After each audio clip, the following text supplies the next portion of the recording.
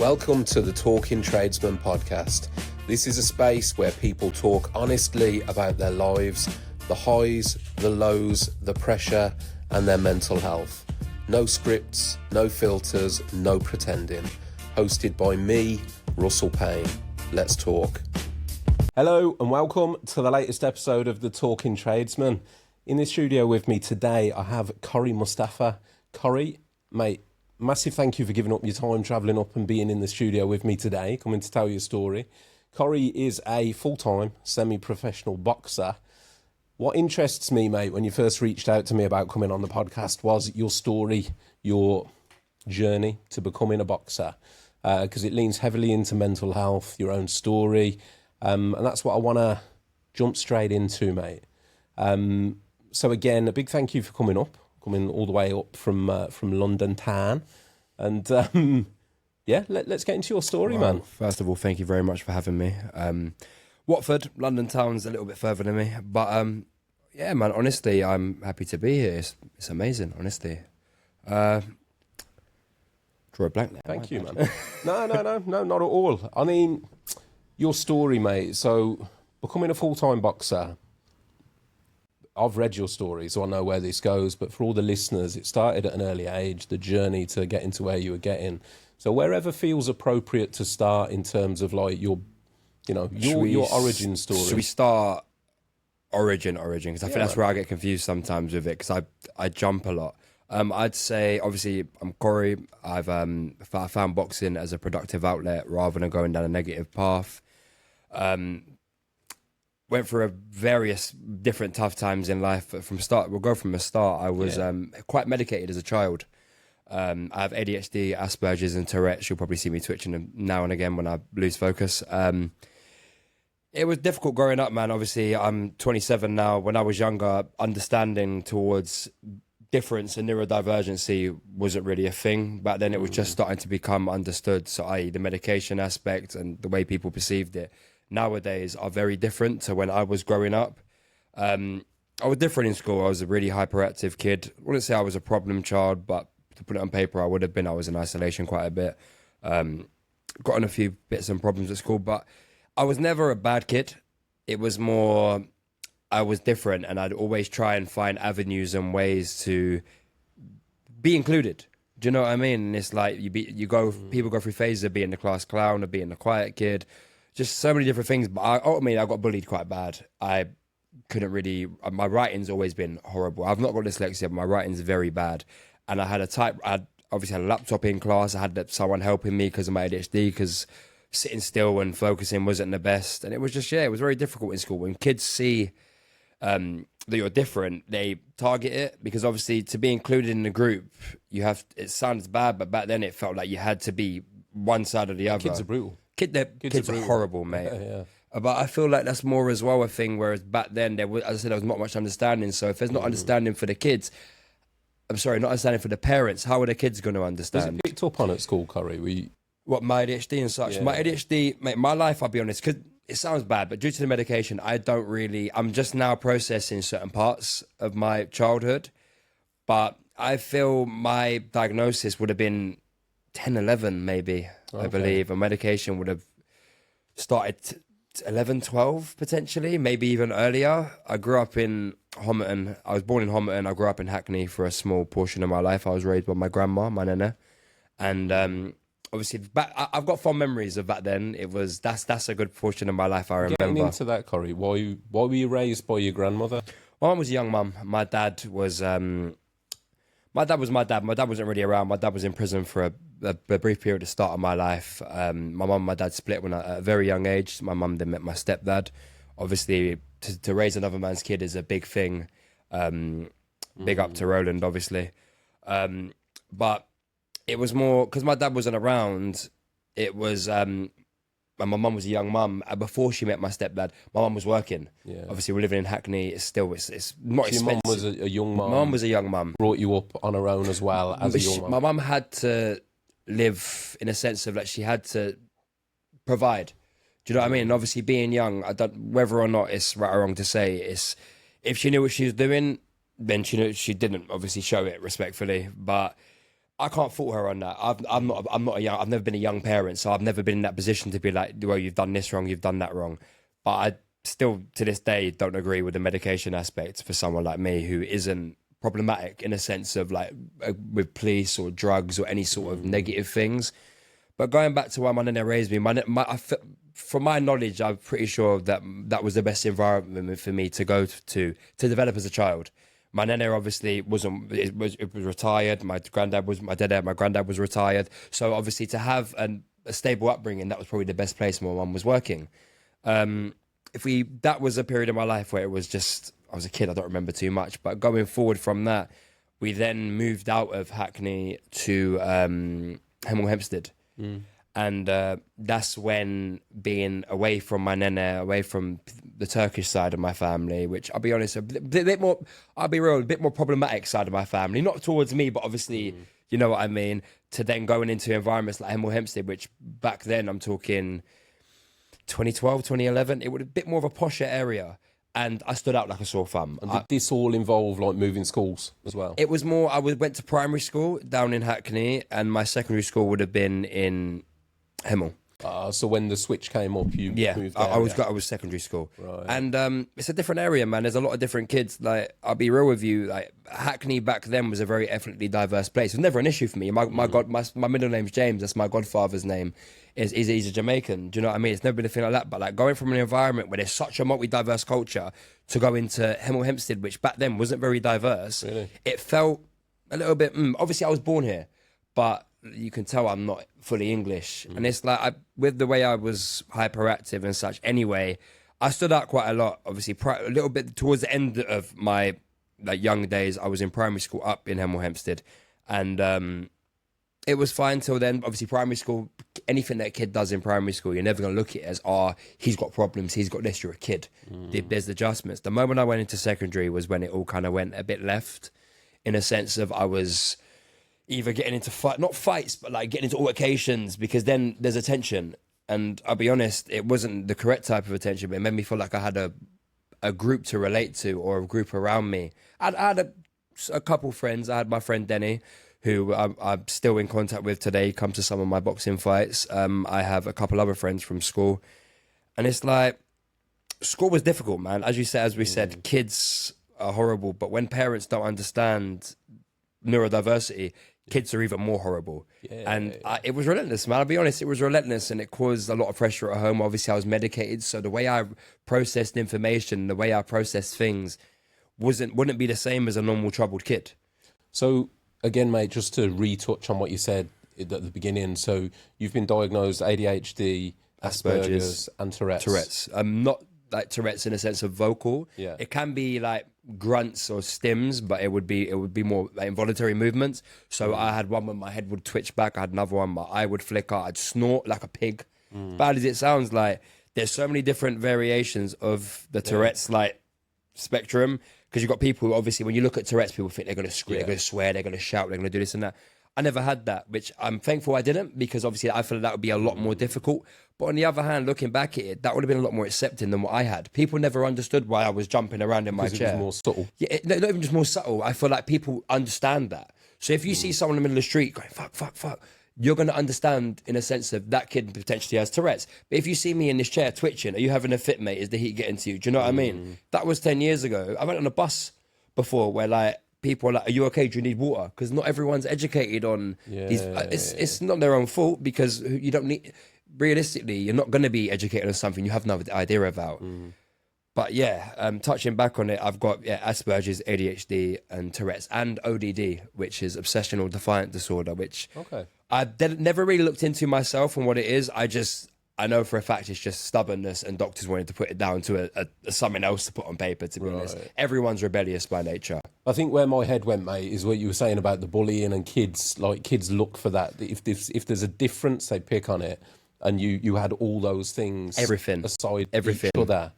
So, and it sounds bad. I wouldn't say broken home in a sense of broken home.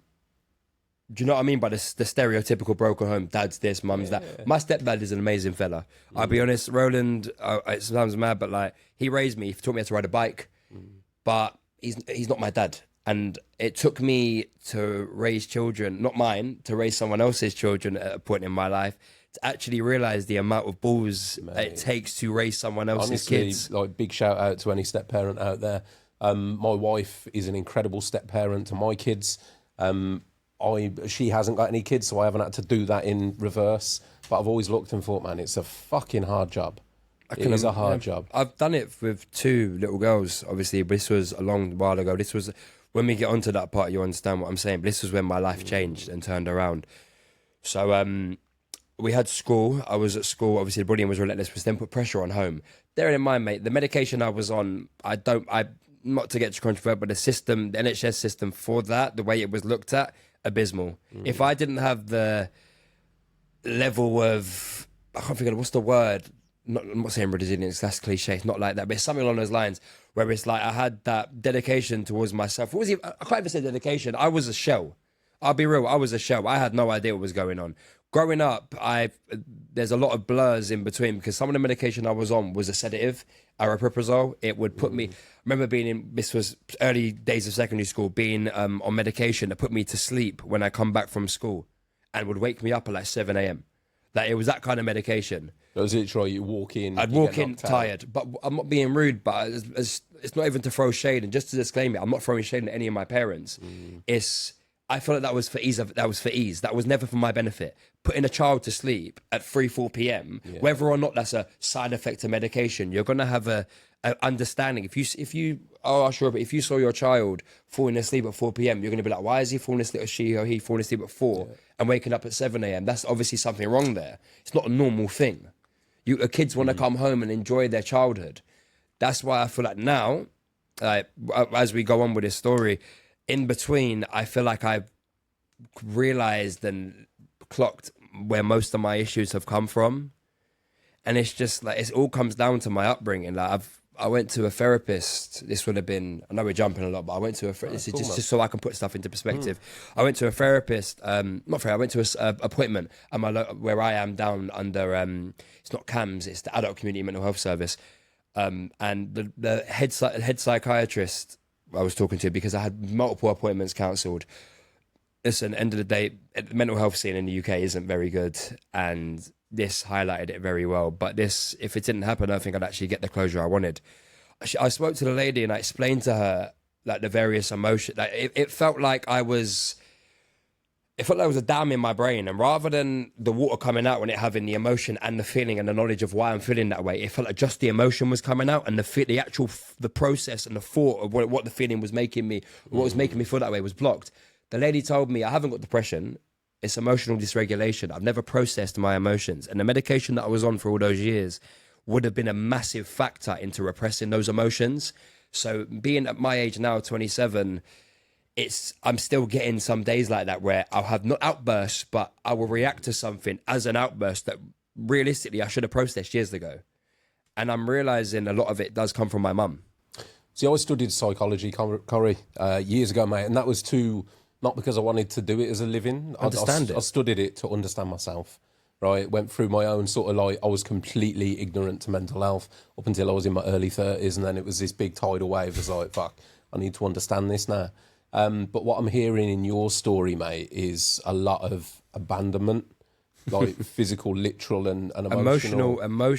But it's neglect. like, it's stages, mate, isn't it? You've got your mum and listen, mate, no judgment whatsoever. If no she judgment had to work, nor she had to shade. jerk. She had to work. That wasn't the part that was the abandonment part. That's where we'll get onto it. Trust me.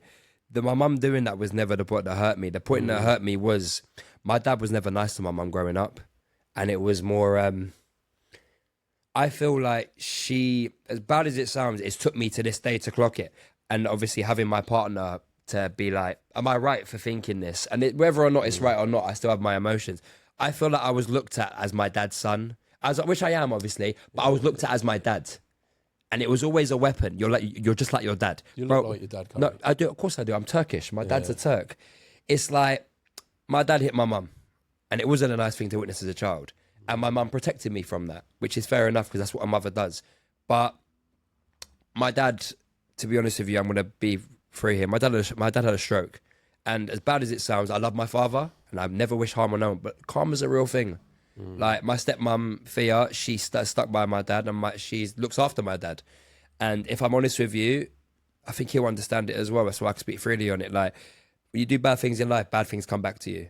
And my dad fixed up his act. He was attempting to fix up his act. And he's never done harm to me. I'll be a hand on my heart. I can say my dad's never laid a finger on me, never harmed me, never hurt me. But he was never nice to my mum. And the reason I am the way I am with women, and I have respect towards women, I'll never harm a woman, not just because it's right, because I am not my father. And he taught me how to not treat a woman. That's how it works. So on the other hand, my nene taught me how to be a man. My mum never taught me how to be a man. My nene did. Do you know what I mean? And it's like, I got to look at it and think of like,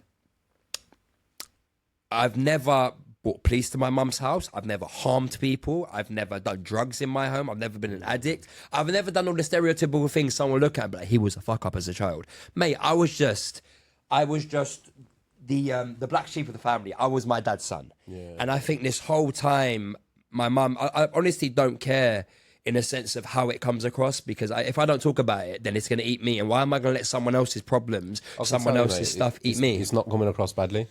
It's a hard listen, man, because you can hear the pain.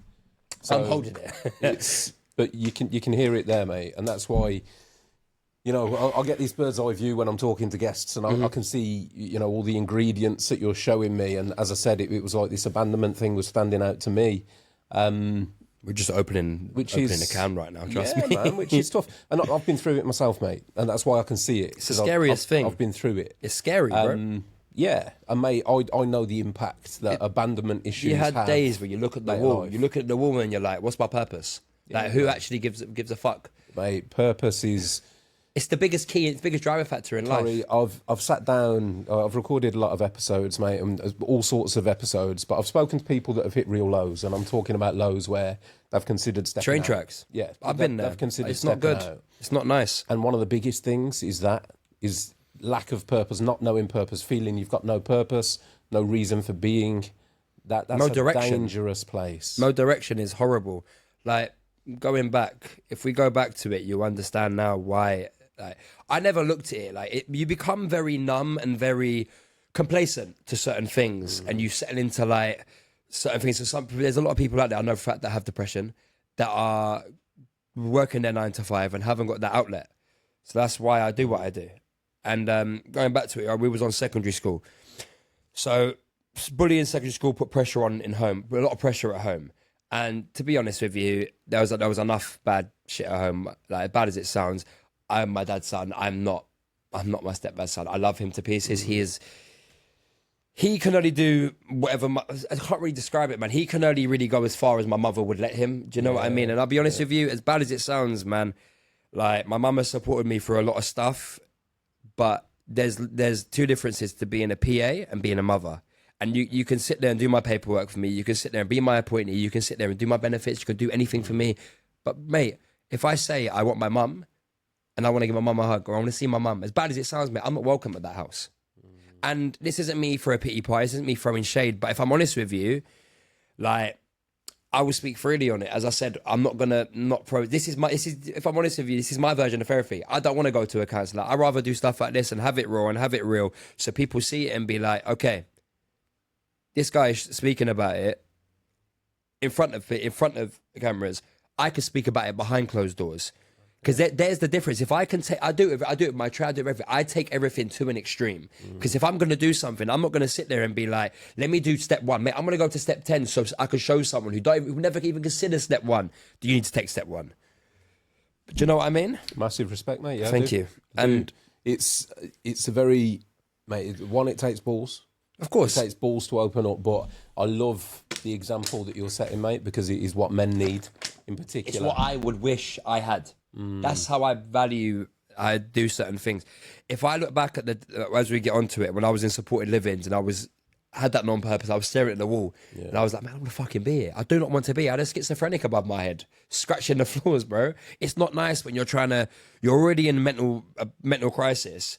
And it's like, just to clarify, I'll get onto this properly later, but I was never meant to be in those places. Every support worker I've been around have told me, you shouldn't be here. You should not be here. Why are you here? What has put you in this position? And like, but then on the other hand, the medication kept me in that limbo of, I need to be here because I'm now complacent. My life's this, my life's that. You can never do anything else. You can't go work full time. You can't do this. Yeah, like, it's just horrible. And those days were some of my darkest days. Back when I was streaming, I was playing games, and I had people on my stream, for instance. This was way before I ever looked at a mental health journey, being like, mate, you give me a reason when I come back from work to actually like put on the TV and zone out for a bit. I used to play Apex Legends with a bunch of people. Funny enough, sorry to jump, can I give a shout out to someone? Yeah, my friend Michael, I met him on Apex, and he come to my last fight.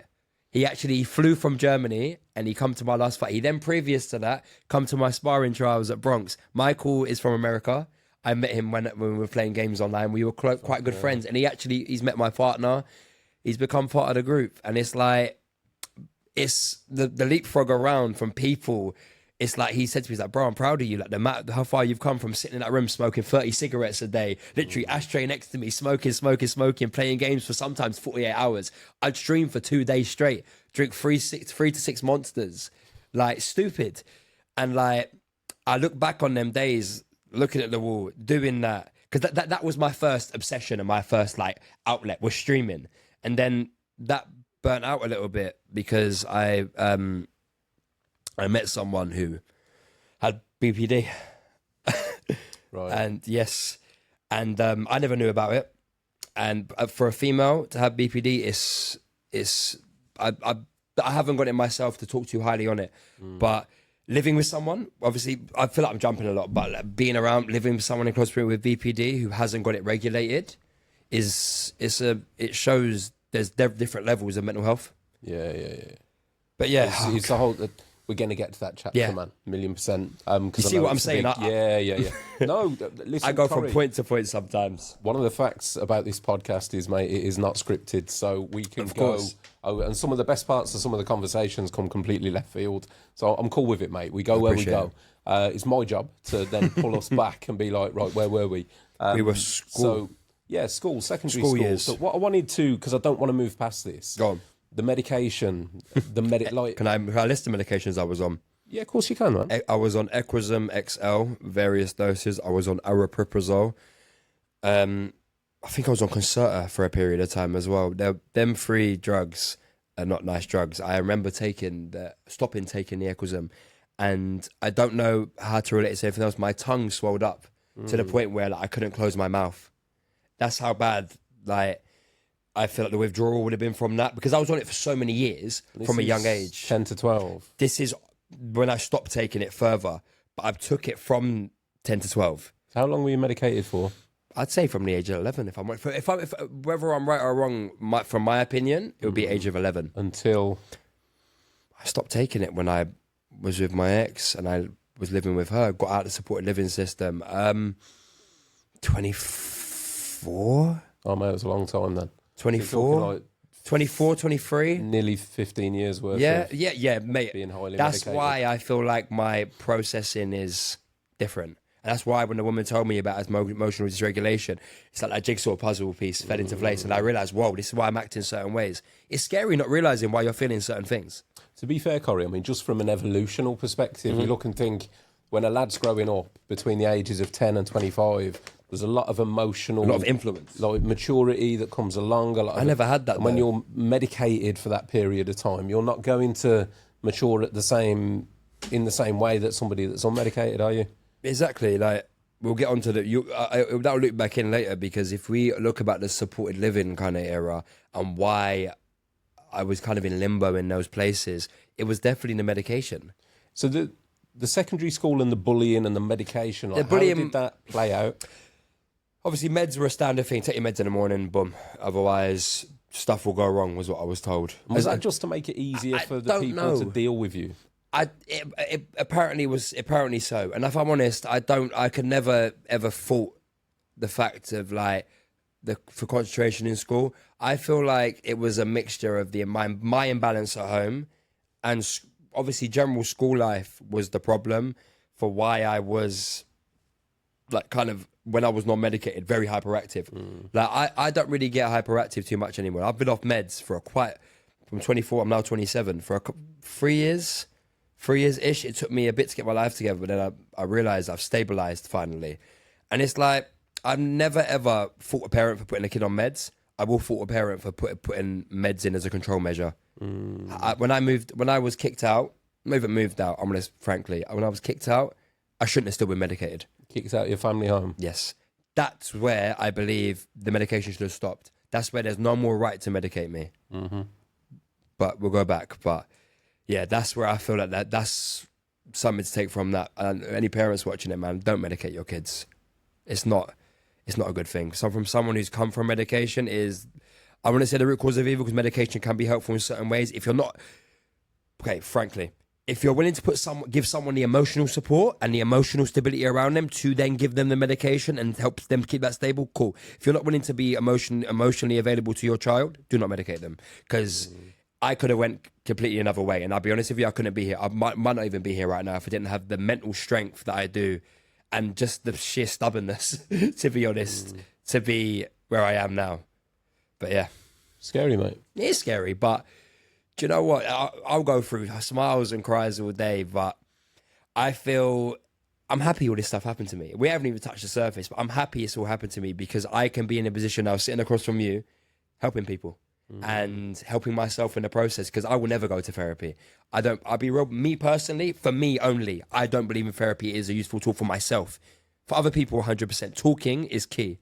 Talking is always a thing we need to do. But some people need that first step. And as I say about extremes, this is my step. This is why I go on podcasts. This is why I do this stuff. Because if I can sit there across from one person and do it, it's the same someone else will be doing. But there's no cameras on them. There's no judgment in the room. There's none in this room. But out there, we can never promise that. Do you know what I mean? 1,000,000%, mate. 1,000,000%. When I first started this podcast, Corrie, I thought, because originally its origins was like mental health, particularly around people in construction. That's a big thing as well. The construction industry is struggling with huge suicide rates and all that. It's pressure. I thought, mate, when I said to you earlier pre-record, it's a passion project and I didn't expect it to go this far. The reason I didn't expect it to go this far was I thought I was really going to struggle to get people to talk, particularly men. What I've been incredibly surprised by. Can I tell you one thing to cut you off real quick? You talk. I feel like you talk. That's the key factor. You inspire people to open. What I've seen, mate, because I had this, there's that thing, isn't there? Men don't talk. It's wrong. It's a stigma. Men do want to talk, but they need to know it's safe to do so. That's it. Your fear of judgment is a big thing.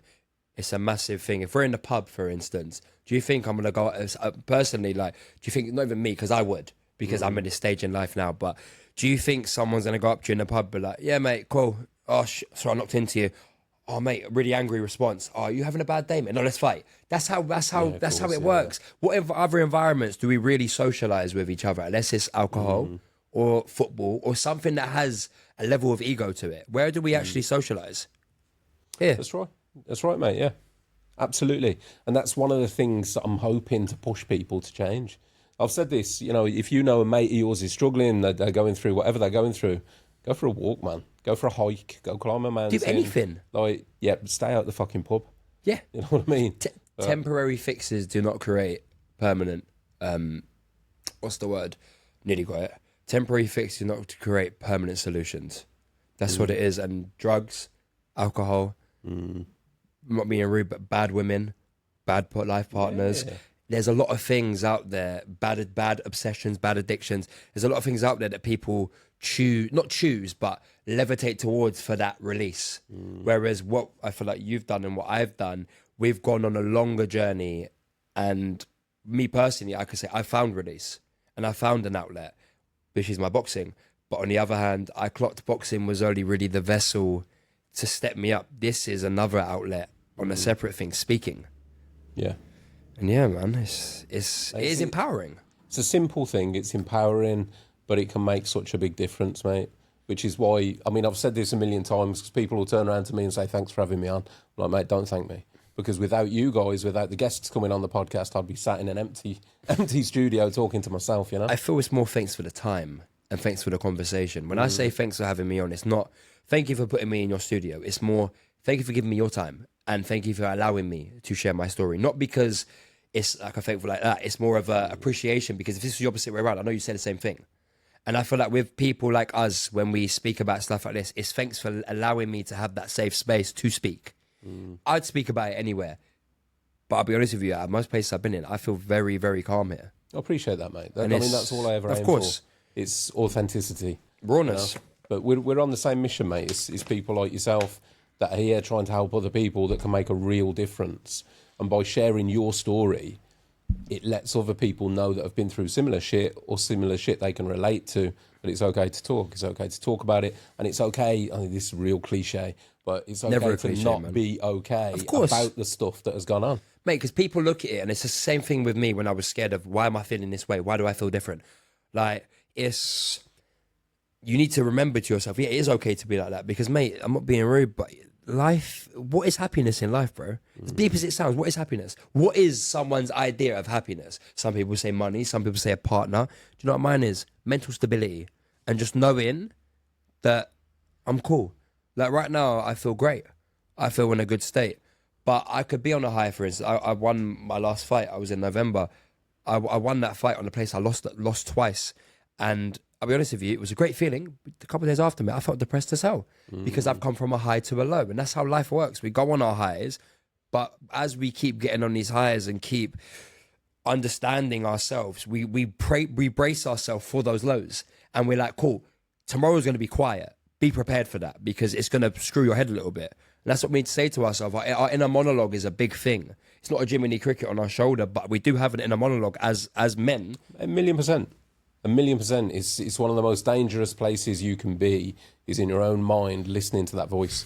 On the other hand, it could be one of the most empowering places. That voice could also tell you, get up and carry on.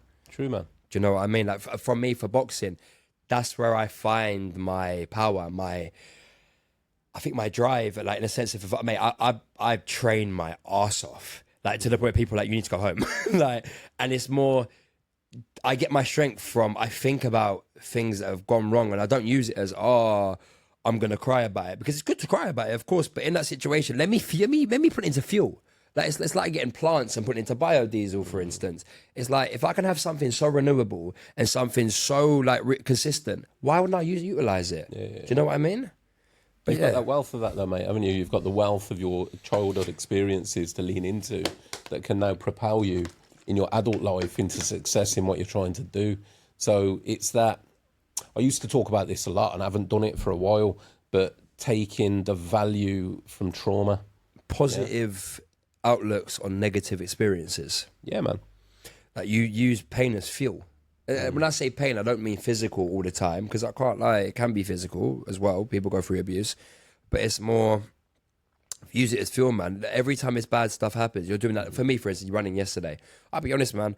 I done a 10 kilometer yesterday. My partner done a 5, and I'm running around this field, and I am dying. I've sat on my ass for the past week. Not all week. I've trained a bit, but I haven't trained crazy as I usually would. And I was blowing a little bit, and I was like, I kept thinking, that you get into that part, you dig deep. When people say dig deep, it's not about dig deep into finding power and courage. Think about what harms you. Think about what makes you sad. And if I'm honest with you, it's like one of those wall moments when you're sitting there screaming in the field. You just go, and it fuels you. You clock yourself going faster. You clock yourself working harder. And it's like, that's why I'll never say I'm happy. I will say I'm happy. Actually, I will. I'm happy I went through all this stuff, because if I can use it as fuel and stop people feeling they're alone in these situations, because I've been through various different things. It's not always going to be the same as someone else's. We're all like snowflakes. No one's the same, but there's relatability in various different parts of it. And it's like, you see the value in it, mate. Of course. That's what it is. Of course. My trauma has given me my purpose. That, exactly. It just reframes everything so that you can move on. Exactly. When you can take the traumatic shit you've been through in life and then eventually see the purpose and the value in that lesson, then it transforms it in your mind, your mindset. You can then use that as fuel. You can use it as inspiration. You can use it as a driving factor, set goals and do all the rest of it. You step out of being a victim of it and into the power of using it. You see the end of the day. Powerful thing, mate. See the end of the day when we talk about victims and such, yeah, because there's a lot of stigma on the word being a victim. Mate, I'm a victim. I'll keep it real. I am a victim. And I will hand on my heart say I'm a victim. I went through shit no one should go through. I went through emotional neglect, and I went through being a black sheep of my family, because I am my father's son. My father was a prick, and my mum looked at me as I was my dad. I started seeing my father again, because, not being rude, but that is my father. Whether as bad as he does to my mum, he is my dad. And I still see him to this day. I don't speak to my mum anymore. Me and my mum don't speak anymore. And this is a recent thing. But if I'm honest, I'm not saying I blame her for my things, but it is her fault. She failed me as a mother. And it sounds horrible and it sounds really bad, but my opinion is she failed me as a mother. Whether that's factual or correct, that is my opinion. I'm entitled to it. Yeah. And it's like, the medication stuff was the first failing factor. Whether you're struggling or not with your child, I understand that when my little brother was born, it then become more apparent I was a black sheep. Like before that, it was more, I was the only child. I was brilliant, cool. My stepdad raised me very well. I could never fault him. And it's always growing up, you always look at, it's my stepdad's fault. It's my mum's fault, man. It's never my stepdad's fault. My stepdad is my mum's partner. He done what he could with me. He had no reason to keep me in his home. My mum was the driving factor behind most of this stuff. And it's not me talking shit on her. It's not me throwing shade. It's me being factual. My mum is the reason I am reason I am today. My dad has played a part in it, of course, the reason my mum the way she is. And I really don't care for it. You can have your happy life as much as you want. This isn't a hateful thing. But I'm going to speak on my experiences and the reason I am today, because the only way I can continue this journey and be authentic and be real with people and people to actually see this is a possibility is if I'm 100% authentic with it. Bro, like, if we go back to what we were talking about, it's like, I got bullied at school, come home, didn't get on really well in the family environment. Secondary school. I'm now going through secondary. I'm being bullied. I'm trying to, being autistic and even generally being anyone. Think about punching someone as a non-fighter. It doesn't feel natural. You can't think about hitting someone in their face. So when I'm being bullied, these kids are actually bullies. Like physical, verbal? Physical, bro. Like, right. Bro, I went to fight back once and I elbowed the kid in his face. Like, and I got jumped on by 3 of them. Like, there's a group where we're fighting. Mate, I got my head kicked in. Like, I'll be real, I lost that fight. I didn't have no spitefulness in me. It was recent I got the level of spitefulness for boxing. Never had spitefulness in me, man. All my spitefulness goes towards myself. I've hit myself. I've got CD case. I've never self-harmed, but I've hit myself with broken CD cases. Like, and there's a lot of shit. Like, and if I can actually describe the growing up environment when I was in secondary, mate, I wasn't allowed a phone because I got myself in trouble. Mate, look at it nowadays, being young, even back then. There's men out there that would like to groom people into selling drugs, this and that. That never happened to me. I was getting involved, not involved, but on Facebook talking to someone like who was a bit older. And it's like, he was like, I'm going to do this to you. I'm going to hurt you and this. So obviously I'm panicking. I've gone down to my mum screaming, crying, panicking. Tell me how that's given me a thing where I'm not no longer allowed a phone because I get myself in trouble. But you put restrictions in place. You don't just take the complete thing away from someone. Like, we moved into this new place. Okay, so going back, I started seeing my dad again. Stuff started going a bit up and down because obviously I could see it from my stepdad's point of view. I've been in that position to a point when someone who's put your partner through a lot of trauma is around. You don't want to be around for that. And I can't lie, respect to my stepdad for sticking through that. And I will never fault him as a person. He is an amazing person. I love him to pieces. As much as it becomes a surprise to people, I highly respect him. He did what my dad didn't. He was there. Whether or not it'd be through choice of my mum or anything, he was there. And it come across when I was growing up as he was the problem. I'm not being rude, my mum painted it as he was the problem. I was the problem first and foremost, and my stepdad didn't like it. It was never my stepdad. Looking back on it, it was my mum. And growing up, obviously my little brother was born, my other little brother was born. We've moved into this place in Hemel, and I'm sharing a room with my little brother. My other little brother's been born. He's obviously in the cot in the other room. We're cool-ish. We go into I didn't start seeing my dad there, my bad. This was before. We're going to the next house, Kingfisher Drive now. This is not the same property anymore, so I can say where it is. But, so we've gone there. This is how I'm going to describe the black sheep. We've got master bedroom, another bedroom, decently sized, big bedroom, box room. Where am I? I'm in the box room. I am 14, 15. Why am I giving... It sounds so snobby, but look at it, you understand. I'm in the smallest room in the house. I've got a brother who's, I think, how old's Harvey compared to me? I think 9 or 10. Harvey's 18, 19. Yeah, about 7 years difference. Harvey's got the biggest room. Fair enough, cool. Bo's got the bigger room. Cool, and mum. So it's back then I'm not thinking I feel like the box room, cool. I couldn't keep it tidy because, mate, I've never had a thing of, like, my ADHD, I put something down, it just gets thrown. It's one of them things. And it's like, now I look back on it, I'm like, I was never meant to be there. Like, that room was there to show me I am different. I am not the same as the other kids. Like, and it got to the point where, like, my life was so shit whether it be victim mentality, whether it be me thinking that or what, my life was shit back then. I was a child. I shouldn't ever blame myself for shit that happened as a child. No one ever should. And like, I've always gone through my life thinking, yeah, it's your fault, Corrie, it's your fault. You done this. No, bro, I was under the age of 18. Anything I do back then, look at, that's why there's prisons for adults, there's prisons for kids. There's different levels of accountability. It's my mother's fault. And I always would get obsessed with outlets. So it'd be gaming, for instance. I had a little PS3 in the room. I was playing games. I get obsessed. And I constantly, whenever I was asked to come off it, I'd bug out a little bit. I have ADHD, bro. We have them things. When we snapped out of a focus, we get angry. You can ask my partner this, she'll agree. It's the same thing nowadays. It's a thing that will never change in people with levels of ADHD and Aspergers that I have. When I'm knocked out of focus, I'm so locked in, I'm hyper-focused. What? And it's always like, it's an outburst for a second. You're like, oh, my bad. Do you know what I mean? And like, that was then alienated to be, oh, you're a problem child, you're obsessed with this. And then it got to the point where like, I started to find another outlet. So obviously we got the thing with the phone. I got obsessed with a phone game. This phone game we were playing online, and it gave me a sense of belonging. Bro, I had a few friends, but I was the outcast at school, man. I was bullied and shit. I never had that at school. Didn't really have too much of a social life outside of school. I was working in home base from the age of 15 and 16. Do you know what I mean? So I still went to work. Like I was working with my neighbour across the road for a property service company when I got the opportunity. Like this was back before. Like, I always like working. I like to be outside. I don't like to be cooped in all the time.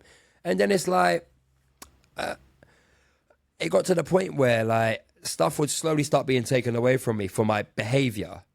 But where's the misbehaviour?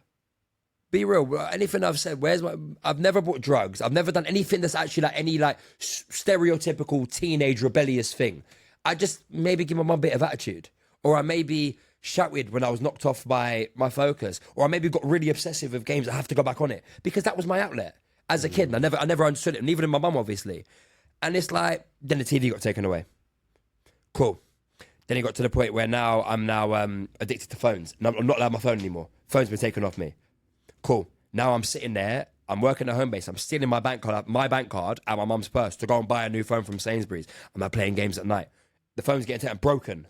Phone's getting broken now because it's got that bad that I'm buying phones to play games. But I'm not allowed a phone because I'm a problem, or I'm going to get myself in trouble. Mate, I'm cool. I'm pretty sure if I was getting myself in trouble, when I got kicked out, I'll get myself in trouble. I've been around bad people. I'm here. I've got nothing to show for it really, have I? Do you know what I mean? And it's like, all that stuff that I was made to believe as a kid, if I'm honest with you, was fucking gaslighting, bro. And my mum is a gaslighter. And I'm going to be frank on this one because if I'm honest, mate, like, I feel comfy to talk about it. She is the root cause of my issues. And it's not me throwing stigma, throwing problems, but it's me being real because I'm not being rude. If it's the other way around, I know hand on heart, she'd fucking say it about me. And I feel that's where most of my problems come from as we go through that stage of like, cool, you are the outcast. I'm like, you are the outcast, you're doing this and that. You're going to ruin the family holidays. You're going to do this. Yeah, of course I am. Because I'm so emotionally dysregulated. I'm on medication. I'm so fucking here and there. I don't even know myself. Like, the outlets I had, if you just left me on that console for hours and hours, mate, just leave me. If I'm wasting my life away, the moment I hit 18, then you can tell me jog on because you've not changed your life. Do you understand? But instead, you're trying to micromanage my life. And it's got to the point where like now I'm in this rut of, like, you'd break my phone. I'll be honest with you, I'm punching myself in the face. That is self-harm, and it is bad. I'm punching myself. I'm screaming the house down. And it's like, I'm going to record you to show you what you're doing. And I'll be real, my stepmother probably done that to be like, you need to actually see the way you're looking because I don't think you realise. I didn't realise how bad I was. But like, I'm headbutting the door, I'm punching the wall. But I'm not punching the wall because stuff's been taken off. Because I've been totally took away from everything. Every outlet that I had has been taken off of me, and it becomes an obsession. So one look at it as, why is he so obsessed with this, rather than he is a prick, he is a problem. And then it got to the point now where like it was like we're looking at, it sounds bad, mate, but like I wouldn't call it abuse, but like my mum laid hands on me. And it got to the point where like my mum's laid hands on me because she's so frustrated with the way I am because she doesn't understand me. Whether that's right or wrong, it got to the point where like my mum's doing it and it's fucking hurting. Like, it's not abuse in the sense of like she's coming and hitting me. It's like something will go wrong and I'll get punched or I'll get slapped. Like, I'll be real, like we had a situation once where I don't want to talk. I want to talk about it, but it's one of the things that I haven't really spoke about it. Like, I was in the garden, I used to have to cut the grass. And I'm not got autism and ADHD. I'm going to say I have it because I've been reminded so much by you have autism, you have ADHD, you have these problems. Cool. So let me be real with it. I hate bugs. I cannot stand flying creatures and anything. I hate it. And it's not sensory, but like, mate, there's wasps in my garden and I'm mowing the grass and I'm screaming. Like proper screaming, like proper like meltdown screaming. And the police have been called because someone thinks I'm getting beaten up. So the policeman's come to the door, but mate, before mum's come out with a broom and smacked me in the chest with the broom. Like, I look back on it and I think, raw, like, it's just standard. Mate, I got beaten, bro. Like, she hit you with a broom. She hit me because I was screaming like an idiot and I was like, just meltdown. And fair enough, I meltdown. It's probably scary for her. I'll be real. Maybe it's scary for her. But if I'm that scary, get me sectioned. Put me in environments where I should be, rather than waiting years later and then kicking me out into... Whether or not the supported living was lined up for me, you're still not welcome in your family home. If you're not allowed to go home, you've been kicked out. Do you know what I mean? And it's like, bro, we got to the point once where like, bro, I'm never saying it one more time, I've never brought drugs, police, bad things to my home. Mom spat at me, bro. I've been spat at on the floor by my own mother. And it sounds fucking bad, but like, and I'm being told, you're just like your dad. Bro, I've never hit my mum. I pushed my mum once and I fucking beat myself to a fucking pulp, bro. I pushed my mum back once and I beat myself to the point where there's lumps all over my head because she's telling me I'm like my dad. My dad used to beat her. I'm not like that. And that's one thing I always have in my life. Any ex-partner of mine will tell you, anyone will tell you. Bro, if I'm arguing with a woman, I won't even stand in a doorway because I feel like it's entrapment. And it's not because of the police. I don't give a fuck about police. I care about my morals and what my nene raised me to be and what my dad was like to my mum. And it's like, bro, it was recently at work, I clocked this, we were talking about what would it take for you to hit a woman back? I'm a head doorman, for instance. I'll never hit a woman. It's like, if a woman spits at me, and bro, I stood back, I was like, whoa, like, give me a minute. Like, mate, I remember she spat at me, mate, you're just like your dad. Bro, for someone to spit at you, it's fucking appalling. And like, it hurt, bro. Like, it didn't, in the time, I don't think of it now, I think that's disgusting, I think you're nasty. But now looking back at it, bro, it's fucking horrible. It is fucking disgusting. And yeah, she's never done anything to my little brothers. She's amazing to my brothers. That's her family. She wants to be a soccer mum. That's her family. My little brother just got signed to Luton. I'm fucking proud of him. I'm proud of all my brothers and my family. But I fucking hate her, bro. I hate her. And as bad as it sounds, it's my mum, yeah, but I hate her. Corrie, do you know what, man? I'm sorry. I'm sorry to hear that you've been through that, mate, because... But just to clarify, I'm happy. That's fucking rough, man. I'm happy. It didn't take me away, because when we get to my later point in life, when all this stuff's unrealized, like we understand. I start to understand it, and now I understand it is the biggest fucking superpower I've ever had in my life. Like, I've used it so productively. Take a minute, bro. It's cool. I'm sorry to hear that you went through all that, mate. I really am. I can resonate with some of what you're saying, and I know the pain that's there, mate. I don't like talking about this shit because I don't want to throw shade on people. I have empathy. I don't like people looking at people in a negative aspect. But you know what, mate? She told me the other day, she's like, you're nothing to me anyway. Mate, I was like, we had a thing where it was like, I was on a podcast and I said, I got kicked out at 16. Mate, whether it be 17, 16, 18, whatever, you're still kicked out. I'm not going to know the exact date and time I was kicked out of my house. Because, yeah, what happened was I had a fight with my stepdad, and then it got to the point where we got, not a physical altercation, we got pushy and shovey, and I was put to the floor, and I left. And my friend Denny was there, and I stayed with Denny for 2 days before I went to this supported living. And it's like, mate, I'm knowing I'm leaving the house. As excited as I was, you know what I was excited for? To have a fucking phone, to have a life, to have a console. It sounds so bad. I wanted my obsessions back, because it was like... That was my early time where back then I felt like I was someone else. I'd play games and I'd feel it'd be an obsession because I'd be someone in the game. Do you know what I mean? I was no one back then. I was a problem child, apparently. And it's like, everyone says your mum's your mum, you need to value and love your mum. Bro, if my mum called me tomorrow and said she was dying, I'd be there. But bro, I hate her. I hate her. And not for the fact of, for her as a person, for the way she's treated me. And honestly, I hate my dad for it too, but I can't hate my dad because he's never done anything to me directly. It's indirect. Do you know what I mean? And it's like, it can always go forward on like, well, you're talking this, you don't talk about the shit you did. What can you actually say I did? Everything I did I was a kid and I was fucked up. Like, I grew up seeing that shit with my dad. It happened. That's my first earliest memory is my dad beating my fucking mum up. Like, that's the first thing I can remember. Is my dad beating my... Then the next part of that is Nene's eating fucking sausages and mash, watching Peter Pan. Like, that's how my memories spirate from when I was a kid. Obviously, you don't remember your childhood. But, like, bro, there's some fucked up shit. And it's like... Bro, the more traumatic things was my middle of my life when I should have been getting loved and looked after. Even if I was a problem child with major issues, with major problems, bro, I'm fucking doing this in my head. Of course I'm going to be angry. I'm different to everyone. I'm going to school when I'm twitching. I'm being called fucking Corrie Hawking because I've got a damn laptop next to me. And these kids, I look at some of these kids nowadays, bro, half of them are bums. They are bums. And I'm glad they're bums. I don't wish horrible on them, but see, people like that, they don't deserve a good life. Whatever, see, that's a different thing. I could have turned to be a bully. I could have turned to be an addict. I could have turned to be anything bad, but I didn't. I chose to do this. And, like, it wasn't a choice that I chose to do this, to be honest. But it was like, that period of my life was my most traumatic. And I feel that's the reason I've been so fucked up in my adult life. I never realised it. It was always, oh, you've got problems. My mum was always the person I went to for solutions. And after I moved out, because she helped me with everything. But bro, was she really there? Was she there in spirit, in person? Or was she being my PA? Because it took my friend Jordan. Jordan told me for so long when I met him, when I went to set up with supported living, your mum is your problem. I always, nah, she's helping me. And it's like, my mum has helped me a lot in my life. I can never fault her with that. She's done a lot for me, PA-wise, not mother-wise. Okay? Not mother-wise. Whether that be, like, it doesn't make a difference. Someone should have washed their hands with you years ago. Then that means you're a bad mum. Respectfully. Washing your hands with someone means you're a bad mum.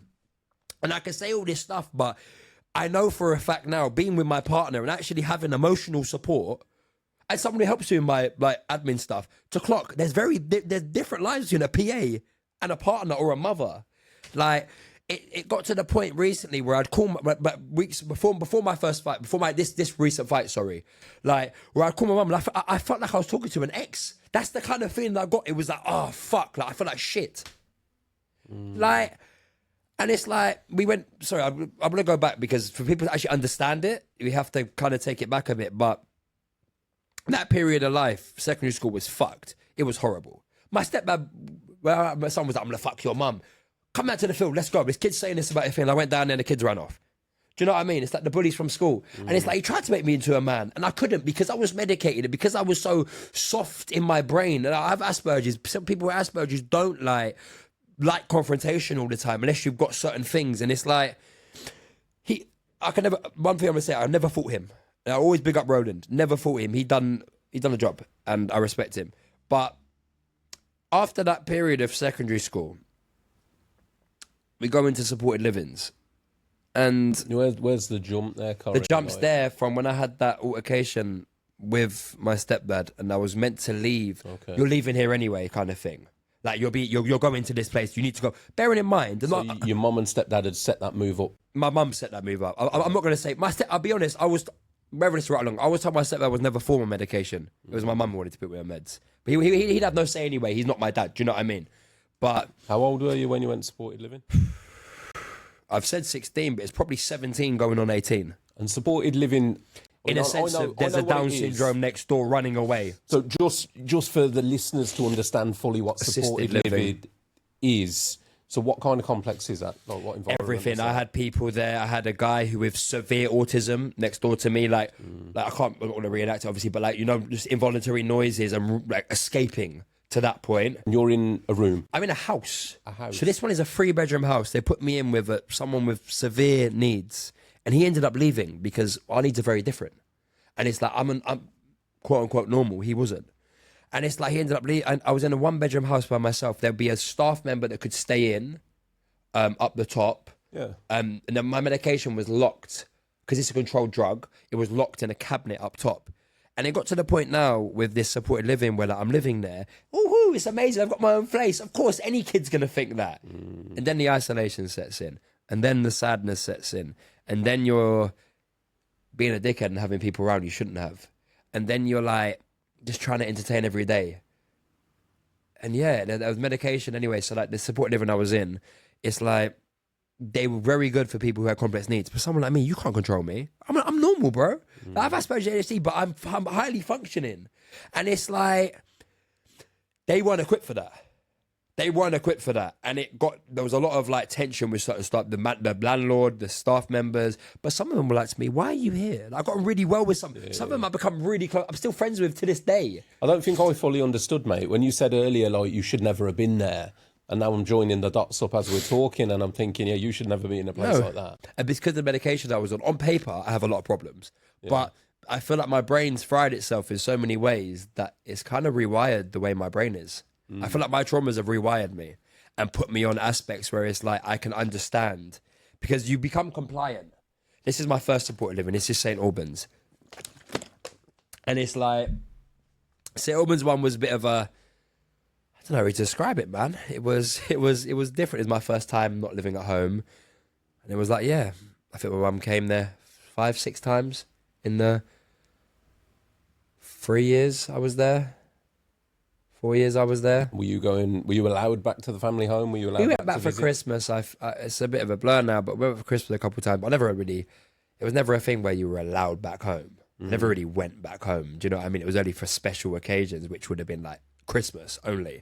And then they got where I stopped coming for Christmas, and it was never really, the invite wasn't really there. And then they moved to did they move to their new place when I was in Settlements? No. I was still working at home base when I was in support living, before home base shut down. So when home base got bought out and they shut down, so I travelled back from there to work. So like no one else was actually working on a paid job in these supported livings. Like, that's how bad, in a sense of how unfunctioning some people were. It was like no one else was on a paid job. People were doing charity work for the actual charity that I was at, but no one else was working. So look at it that way. And it's like, it got to the point now where like, I'm obviously a bit more rebellious. Not rebellious, but like, I have visitors without having to do a diary check-in and stuff like that, because I'm not seeing why I have to do that. Do you know what I mean? I understand from other people because it's safety, there's vulnerable adults, but I'm not a vulnerable adult, bro. I'm classed as one though. Do you know what I mean? See where the problems now occur. And it's like, we go from that, we're going on, I'm in college. Now, I'm not seeing my dad. My mum, previously, my dad said something so stupid. He's like, I fucked your mum.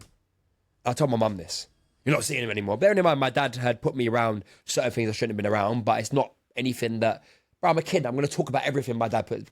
My dad's my idol at this point. I'm not seeing my dad enough. As a kid, even though your dad's a scumbag, which he would be classed as one back then, like, he was my idol because it's so cool. My dad's giving me attention because I never got that attention. You take it for granted. Of course, you take stuff for granted when it's in abundance. And like, I'm at college now. I've stopped seeing my dad. My dad's apparently at my college. And like, doing everything in his power to see me. Where was that energy before? Anyway. And then it got to the point where it's like, I'm in college and I meet, first year of college, I'm doing public services. No, wait, this is where I got it wrong. Sorry. Let me correct. I'm still at home at this point. This is first year. I was at college for 4 years. This is where I get confused. First part of public services college, I'm at home for the last brief period of it. I've done my I never really go to class. I've bunked, if I'm honest with you, because it's college, man. It's my first ever taste of non-secondary school. Another thing, freedom. If I got freedom beforehand, I wouldn't have to indulge in it as much. This is where I think people get it wrong when it comes to mental health and youth avocation. Not to go off too much on it, but if we have a higher focus on the youth aspect, we're not going to have much mental health. Because look at me. If I was looked after in my youth, would I have much mental health now? No. So I feel like, when I was in college, I really bunked off. I was just enjoying my life, man, because I had freedom. But bear in mind, I wasn't allowed a phone. So where's my freedom? I'm going to college as a 16, 17-year-old individual with no phone. Everyone's got a phone. Once again, I'm different. Not getting bullied though, because it's not an environment people bully, but like, I'm still a child in my brain because I've not had the experiences of being in mature environments. Bunk off, I meet my friend Jay, my friend Lee, and it's like we're always bunking off. My friend Kaylin, who I'm still in contact with today, we're bunking off, whatever, and it gets to the point now, we're at the end of the year. Obviously, I was smoking weed at this point, by the way, as well, because, be real, most people indulge in that at that age. Smoking, coming home a little bit high. Then it's like, you think you're this, you're acting like your dad. Really? Just because my dad sold drugs does not mean because I smoke weed I am a drug dealer nor a bad person. Anyway, we get to the point now where I'm coming home high. And it's like, cool, I'm coming home, go up to my room, whatever. And then I start smoking cigarettes. Bro, I'm at college. There are smoking areas in a college. Now it gets to the point, this is before I've been kicked out. If you're bad enough to smoke, you're bad enough to pay your way, you're bad enough to make your own food. Basically, I'm now in the house, but I'm like a lodger. Cool. And then we get back to the kick out part. But that was kind of the offshoot of like why, that was that kind of the pinnacle of why we got to that point. Whereas all the stuff I did up, I was still a problem child. And then it's like, you're bad enough to smoke now. Cool. Mate, whether I'm smoking at 17, 18 is smoking. Who actually cares? It's not that deep. As bad as it sounds, it's not that deep. Like, no one in the house smokes. Cool. Amazing. If it was really that deep, have a conversation. If you're smoking, go away. Come back. Do you know what I mean? Cool. It's my own decision. No, you're trying to look out for me. But why are you looking out for me on that front when you're looking out after my brain? As bad as it sounds. But maybe they didn't understand that. And I can't lie. That's one thing I can never really say about them, like, because I've never been in a situation with a child with my complex needs. But then I've got to look at it another way and be like, it should be more, then you should be putting more effort into understanding. If I could do it for a partner, pretty sure someone could do it for their child. And then, yes, I'm at college, I've skipped loads of class, but me and my friend Jay managed to finish the entire course nearly in a couple of days and pass. Honestly, it was crazy. We sat there, we're doing every exam, every test, everything, passed everything. Public services, done. Level 1, level 2, passed. Throughout level 2 now, towards the end, I've been kicked out of my house. Whether kicked out, put in before my mum wants to comment and say anything. Kicked out, whatever. I'm not welcome back on my home. I'm in supported living. Cool. We now go on to plumbing. I'm in this supported living. Sorry, in between this, I'm trying to get work. So home base is shut down. I know I jump a lot. Home base is shut down. I'm trying to get work. I'm thinking labouring. So I've went to go get my CSCS card. As I'm about to go for my course, I've been approached by Boris, which is a massive construction company based in St Albans. Boris is very, very big in London. And I was offered labouring. I done a trial period for them. Done labouring for them for a whole week, and I smashed it. I got a high rate. One of the main recruiters have come down who was handling it. The work taster has been like, I want to give you a job. You need to get your CSCS. I'll give you a job right now. And it would have been perfect. It was around the corner from my house. Perfect. And then I get an eviction notice. So I was an eviction notice in a supported living. Right. Exactly. So I'm smoking cigarettes, and what I've done is I wouldn't smoke inside, but I had my garden. There was a garden, and rather than throwing cigarettes, I put it in a cup because I'm not gonna go buy an ashtray. I'm stupid. Do you know what I mean? And these are all in a cup, and because this is a supported living, the communal areas are communal. Your room is your room. So I brought my cup up to my room. I don't smoke in my room. I barely even slept in my room, to be honest. The house was to me. I slept in the living room half the time because the Wi-Fi worked. And it's like, one of the support workers saw it. And I was on strike 2 at this point because I had guests over without signing them in and such. But to sign them in, I've got to call up, make them go to the office, sign in, which is like a gate on the other side. Go sign in. Give them, not even ID. Give them, if I understand if it was ID, because then it's safety. It's like sign them into a book, and then. But do you think I want to have I'm not being rude, but if I've got a fling, realistically having a fling, do I want them signed into a book? Does that look very good? As bad as it sounds, look at it from 18-year-old horny causer's point of view. Do I really want this girl going up and signing a book to come visit me in the house? Do you know what I mean? So I stopped doing that, and then it got to now. So now I'm getting my life back on track. Stop doing all this stupid. I've stopped having people around. I've stopped going to the pub across the road. That was only like a social thing, and it's like. Cool, I'm going to get this labourer's card. I get an eviction notice. Strike 3. The guy has seen cigarette butts in the mug. We've been smoking the property. Obviously, they wanted me out for a while anyway because I'm not meant to be in there, that kind of thing. It's like, I don't fit the criteria. So they have to find me somewhere else. Don't get me wrong, some of them, the people in there were very great people, amazing people. Some people, support workers are great people, but some people's hands are tied when it comes to landlords in suits. And you get what I'm saying with that. People in suits are not always good people. But we go now to Watford. And this is where isolation's, and I get put in a supported living next to Watford Town Centre. So you got moved from one supported living to another? Yeah, I got moved to another. We looked at 2. Mum supported with that, fair enough. Great, thanks Mum for putting me into another supported living. Thank you very much. But she did support there. She took me from A to B, helped me. I don't know if she helped me move. My friend Jamie did. I know my friend Jamie helped me move out from my original, my house where I lived at home. He come home. Mum didn't help me move to that. I told her she didn't have to, but obviously I don't want her to. And then it's like, cool. We go to Watford now. I'm in Granville. There's a schizophrenic above my head who likes to peer through my window. There is a neighbour next door who likes to walk around stark bonnet naked with no blinds. There is a woman who draws makeup across her face, like clown makeup, scary. There is a lady next door to me she's got schizophrenia, but she's very lovely. Obviously has that, but she's never an issue with me. And then there's me. And when I say the guy above my head was off his rocker, he was deliriously screaming, scratching the floor. I thought he had a generator up there at some point. Like, it's that level of like, is there a lawnmower upstairs? Like, the floor is vibrating, bro. Okay, I'm sitting there, insomnia enough, rocking back and forth, mate. That's not good for my health. So I go to the club and I'm doing the same shit. Fling, no sign, not signing them in. Got an agreement where I didn't have to sign them in. Then the companies change hands. Okay. Now we get to the point where the companies change hands and like, I'm still medicated. I have to go upstairs. Everyone's got medication, got me back from medication. They tried to put a lot of control at the first start. Like, you can only have a certain amount of tobacco. Trying to help me budget my money, which is fair enough. I get where they're coming from. But someone like me can't take that because I'm smoking a lot. I'm smoking a lot of cigarettes at this time. And it's like, boom. Now in my depression era, this little sad boy, let me go to the club, let me put my hand around a girl, let me bring a girl home era. You have to find loving women. Do you know what I mean by that kind of era? Mm-hmm. I'm going to the club, I'm going to prison Watford every weekend, trying to get with people, going out with idiots, getting into fights. I got a situation once where I had a 5v1 with a belt in my hand and managed to beat up 5 people. And as bad as it sounds, as a non-spiteful person, it was all reactive. It was correct. There was someone slapped a lady I was next to. And it's like, I don't like that shit. And I'm ashamed of that shit, but bro, don't hit women. And that's where my nene comes in. That's first. Yeah. And it's like, we go through that era, and then I start getting strikes. I then say to I'm going to talk on another subject here, but it's something that's already been sorted, so I can talk about it.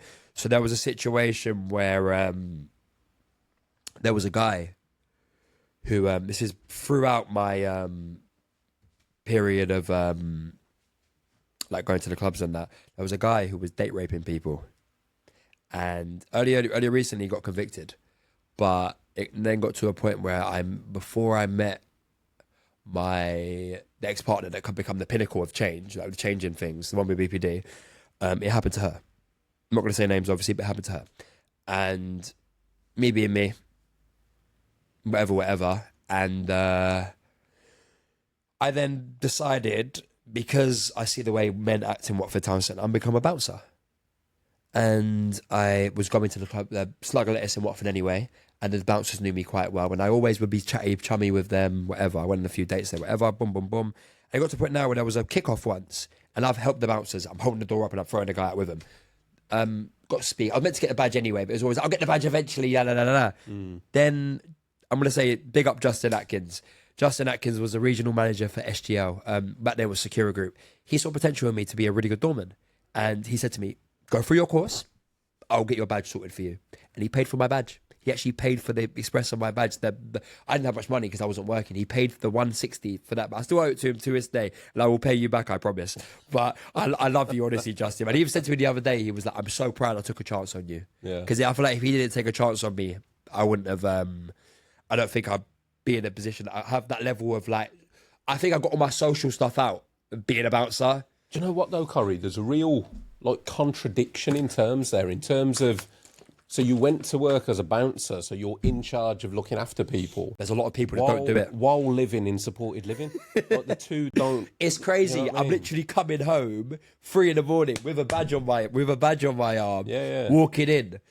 And the whole time I was doing that, when I got my badge, they didn't like that I was working, I don't think, as well. But the two of those things, do you see where I'm coming from? Do they don't line up. I am in charge.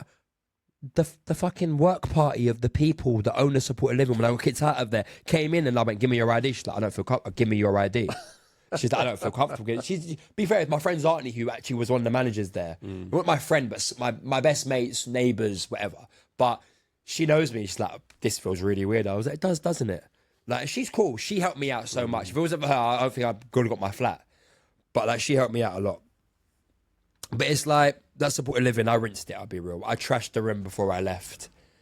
and it was horrible. Like, I fucked that place up. But that's because I was with my ex-partner who had BPD, and she had her own flat, and I went to live with her. And it got to the, obviously, not to jump too much, but throughout this period of time, I was streaming, I was doing bits with my cousin, who was an artist. I was going to gigs with him in this little lavish lifestyle bullshit circle where it's like, all these women, yeah, brilliant. My outlet was women. My outlet was women. It was a bad outlet to have because I put it in a bracket called messy women, where it's not women you want to settle down with, it's flings. And it's not fun. And it's like, I then realised certain things around these people. Why are they treating people certain ways? I didn't like it. So obviously, I'm doing the doors on the side. I'm doing that bits with him. I've got nice chains on. I've got a nice watch. I'm feeling all suave, whatever.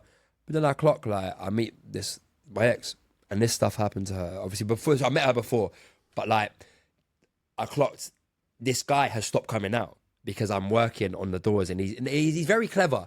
Like, for instance, if there's a camera up there and you wanted a problem with me, you would only do, like, he'd only do it on camera. He wouldn't do it away from cameras, but he knows he'd get a reaction to then get me arrested or something. Do you know what I mean? So this and that happened, and it's like, I got him banned from everywhere. Finally, my regional manager was there. I'd speak to him like a friend. And I told him, this is a situation. If he comes to his door, you need to keep away from me. And he's in my face, the guy, And he's like, Corrie, just step back. I've got him. I'm like, mate, move him away from me. And he's like, cool, I'm going to bar you from the premises now. We got him barred. The guy was friends with the manager. We got him barred from loads of places. He stopped doing it. That's then what got him arrested, I think, because he then couldn't do it in these environments where most of these bouncers ain't clued up enough to see this. I'm being rude. Not my bouncers, but some of these bouncers were predatory.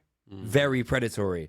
And that's why when he asked me who out of that team, the team from Prism, should we take, I said near enough none of them, because it's predatory behaviour. If you're 18, 19, 20, and even... So this guy that you're referring to was one of the doormen? This guy, the guy who was doing the date rape stuff wasn't a doorman, he was a customer, which makes it even worse. Right. And they wouldn't ban him because he was chummy with the managers. Right. But you have to have grounds to bar someone when it comes to these politics. That's one thing about me with work, politics. That's why I'm a head doorman now. I don't like having a head doorman that doesn't know what they're doing, because I am... You still work at the doors now? Yeah, I'm currently head doorman in Harrow at the George. And I work for a different company now, but Justin's still in contact with me. And it's like, yeah, it's my social time. I chose door work rather than going out. I don't enjoy drinking. I don't enjoy partying anymore. I've lived that day. But yeah, where were we? Sorry, I jumped so far. No, mate. We're good. I think we said about supported living's working. Yeah, so you've got your supported living. You're working the doors. I'm coming back. You've met your ex-partner. Bear in mind, sorry, before this, when I was labouring, I had my CSCS card. So back to the Boris thing. Sorry, I know we're jumping. I failed that first test, got moved to the next place. Then Boris's apprenticeship thing closed, which is sad because I could have got a really good construction job through them. I didn't have plumbing calls back then, but I had the labour. I just got my labourer's card after. Done that, passed it within 2-3 minutes. Like, here's one thing about tests. I'll fail it, and then I'll do it in 2 minutes, because I'll go, with my ADHD, SIA test I've done in 3 minutes. It's a 2-hour test. Multiple choice, I go off my instinct with it, and it's always right. If it's wrong, I fail completely. If it's right, I pass with flying colours. But I'm travelling to Edmonton, by the way, at 7 a.m. 7 a.m. travelling to Edmonton from a supported living. So how am I meant to do that if I'm incapable? Do you know what I mean? And then cool, we've stopped the labouring. I've got onto the doors now, so we've gone through that phase. And then I met my ex, whatever. I'm saying to hers a lot. And I'm clocking, this is a different environment. I'm in the middle of nowhere. This is great. I can do what I want. Like, in a sense of, like, I've got no one breathing down my neck. What are you doing? Knocking on my door. Corrie, medication time. Do you know what I mean? Shit like that. Stop taking my meds. For a brief period of time, it was horrible. My tongue was swelling up. I was really like dopey, out of it. Like, I felt, because I was on it for so long, my body was needing it, and it took it away. Man. And withdrawal was crazy. And it's like, it then got to the point where my brain started opening up more, and I started seeing things for what they were rather than a certain like block on what I'm seeing. Do you know what I mean? It's like having glasses like this, it opened up. And then, like, obviously, don't get me wrong, she wasn't really correct, but she told me things about my mum, and she was like, she's not doing this right. But then I'm deep in it. Like, my mum is my mum. She knows better. But then on the other hand, I'm fighting my mum, cut off my mum's contact because I'm believing in my ex. And it's just toxic all the way around. Do you know what I mean? They got to the point where, like, now I'm working Matalan security. I'm doing like near enough full time working Matalan security in High Wycombe. Like, working there because she don't want me to work at the clubs. I couldn't work at Potworld anymore. Then we had a situation where I didn't get on with the head doorman. I kicked some guys out. He started a fight with them, and I got blamed. obviously, that's how it works in this industry, man. If you're not there, no, realistically, everyone gets moved around. And then, boom, we've done all this, and then I'm working at land, and it's getting to the point now where she wants to go out on weekends. I don't enjoy going out anyway. That's why I become a doorman. Why am I going to go out on weekends with you if I don't enjoy? I've worked all week and I don't want to go out anyway. Stop. She's going out now. And it's now like I'm slowly breaking down mentally. Her issues are now becoming my issues becoming her issues. It's not a good environment for her or her kids. Gets to the point now where I broke down, bro. I broke down and I'm just screaming. I'm hitting myself. Like back in the same situation. I feel entrapped. I feel trapped. I've left. I've walked out. I've walked to the train tracks and I've gone to jump. And I don't know what stopped me, but I didn't. And I've stayed there for a good hour. I've got nowhere to go. I've called my mum a few times on this. And let me just make this clear. Here's how you know I'm kicked out. Well, you need to go back to your supported living. You need to go back to the Granville. Not you need to come home or I'm coming to get you. You need to go back to Granville. I've called her on multiple occasions crying, I need to get out of this bitch's house. It's not derogatory. That's to recite what was said. And then I just left and I tried to kill myself. It obviously didn't happen. I'm still here. And I tried to voluntary section myself. I've done this previous as well with the supported living as well, by the way. My depression was that bad. I've tried to voluntary section myself because that's the only way I feel like I get help. Because the meds weren't helping or nothing. But like that, through that whole period of supported living, I was so depressed. We had these outlets and then I'd have me depressed. So you thought at that stage your only option? I've had it multiple times before, but this was the closest. Section. No, back then it was a voluntary section or suicide, but very briefly. Then, now... And when you said you went to the train tracks, Corrie, I went to the station and I was going to jump in front of the next train. I stood there and I was going to jump. And I had a black bag. I had a charity fight previous to this. My first ever, not boxing fight, it was a charity fight. I done it just to be involved in something. I still had no purpose. And I knocked the guy out in the second round. And I had my first pair of shorts, my SIA badge, my boots, everything. And it's like, I had it there. And I put it down. And my stuff, my ID and everything was in there. Not my passport. For some reason, she kept my passport, my ex. But I stood there and I wanted to jump. It was a Chiltern line. And the Chiltern line's quite fast. I would have jumped in front of it. And I don't know what stopped me, but something in me was like, I don't know. I thought of my grandma. I thought of my nene was the main one. I think I thought of him. I didn't really see her too much before that. Like, we had a period of time I wasn't allowed to see my nene or nothing. I wasn't allowed to see nene, dede, anyone. My dede fell quite ill. This is jumping back, but this is just, sorry to think. But it wasn't a conscious decision not to jump, if I'm honest. It was more of it wasn't conscious. It wasn't a thing where something stopped me. Something in the back of my head, like in a monologue, stopped me, but I couldn't hear it. Something stopped me. I don't know what it was because I wanted to die that day. And I've never had that feeling since. It is a fucking horrible feeling when you just think like there's so much shit going on, but you have nothing. You look at people going past you, like your life's so happy, isn't it? You realise everyone's life's happy. And I'm sitting there, I want to fucking die, bro. I just wanted to die. And then I've stood back. I'm on the phone, by the way, to the ambulance at this time. And I've called them, I've called them. And it's like, they're coming down here, and it's like, I was so happy to see them. There was one guy, there was like a little cafe, it's a village I'm in this right now. It's in the middle of nowhere near Aylesbury. And there's a guy, he goes, "You all right, mate?" I'm like, "No." And I just started bawling, and he hugged me. I've never in my life felt relief. This guy hugged me and went, "Bro, I got you." And he hugged me. I've never ever felt someone take off that weight. And it's like, when that man hugged me, I feel like subconsciously that's what ignited all this stuff. Having that other person, like, wow. He was there for 10 minutes of my life, and that man, I don't even know his name, made more of an impact than my mum or most people have made, minus my partner, in my whole life. That one man probably has saved my life. And it's like, all he done was fucking hug me and tell me it's going to get better. And like, they took me in the ambulance. They took me to Stoke Mandeville. And it got to the point where I'm in there. I told them I want to kill myself. But I'm not about me being me. Like, bear in mind, when I go to these boxing events, they tell me my pulse is eerily low. I get so calm in situations once I'm out of that level of crisis. I calm down. So it looks fake. They're like, "Well, you're not going to immediately risk yourself. We're not a hotel." The paramedics pleaded and tried to help me. One of the nurses tried. "We're not a hotel. I've got nowhere to go. Is there nowhere you can direct me to?" "No." Call the local council. Called my uncle. I don't know if I called my... I think I called my mum. "Oh yeah, you might as well go to your nenes then, or your uncles." It's better now I'm homeless now. I've got nowhere to live. I've been kicked out of the other supported living because I trashed it, which is fair enough. That's not any fault from them, but that's because obviously that was my, let me trash it so they never let me back. And then I have to be out of there. Do you know what I mean? It's that all or nothing extremes. And bearing in mind, I wasn't staying there a lot, obviously. That's another reason they got striked. So to build up to that trashing situation, it was my stuff I trashed, brother, not theirs. It was my stuff. So I threw my Mac on the floor, everything. Everything I just threw around the room. I left it there. I had a period before where I broke up with my ex and moved back in and then moved back out again. Do you know what I mean? But it was still my flat. And it's like, I had friends around. I had my friend Tom, which I really wish I kept closer. Me and him stopped talking. He helped me a lot. He went in a van on Facebook Marketplace and got me a sofa and a bed. Like, amazing friend. I never looked back at the time to think of how much how thankful I was to have someone like that. But I let him down. I went back with her. And now I understand why people have so much despair in people for making stupid decisions. Because I've had friends like that. I've not cut them off. But if Tom's watching this, man, I apologise. I didn't value you more as a friend, bro. You helped me a lot. And so I went back in, ended up getting back with her, moving back out. Got to that point where it was an extreme situation. Boom, trash the place, leave. Mum's telling me on the phone, you can get a hotel if you call up the council. Bear in mind, my ex telling me your mum's lying to you, which I'm now in that cauldron of, my mum right? Is she right? My mum trying to control me? Or is she trying to control me? Bear in mind, they're both doing the same thing.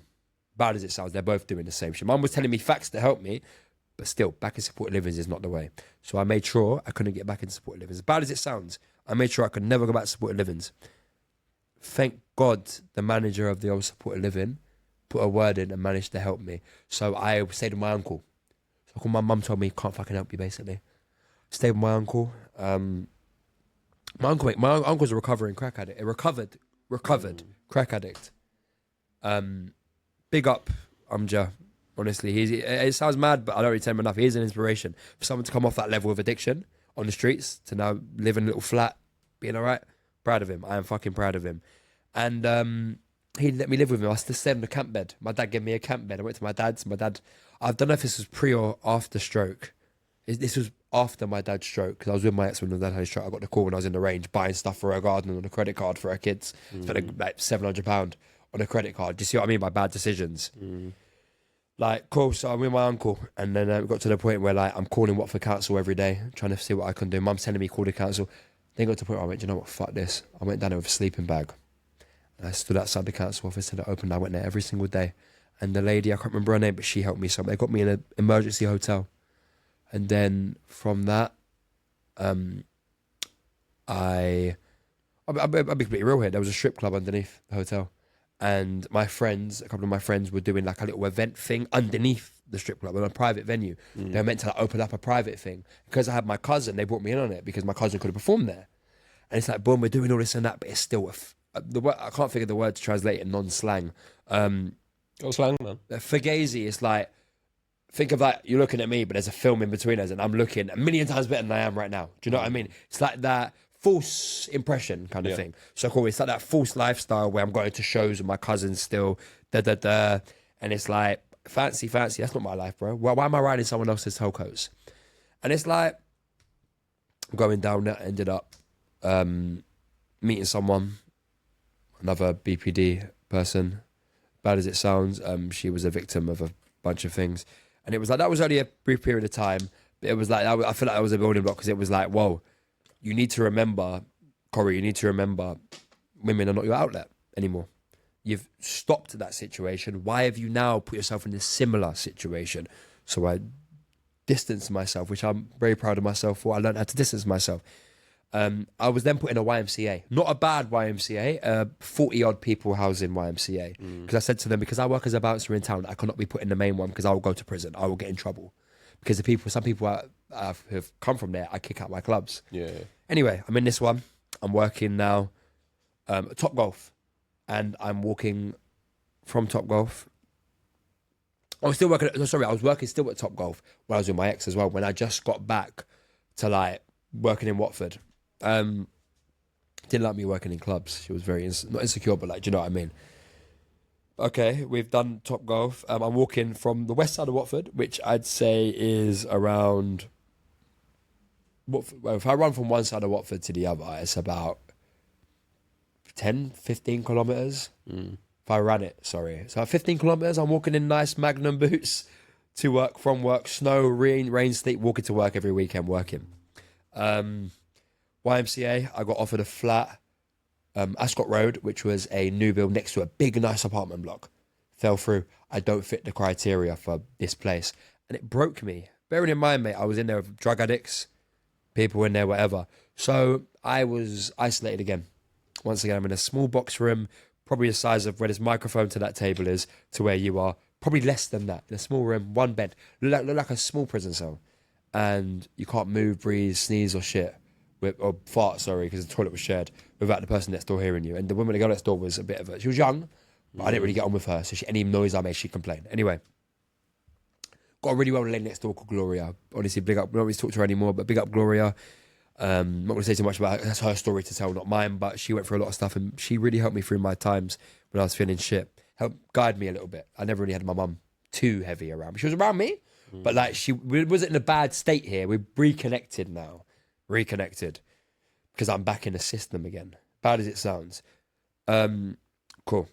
And we've now we're looking at YMCA. There is a commercial gym, Pumps Gym. It's not there anymore. Across the road. And I think, do you know what? Looking at myself. Bearing in mind, I'd say I started boxing last year. I started training the November before that. You could wrap your whole hand round, probably your whole hand around my arm. My legs the same. There was nothing on me. I was skinny. I was bald. I shaved my head, everything. It was like that. Bearing in mind, the stress was so bad at my ex's house, my hair went thin.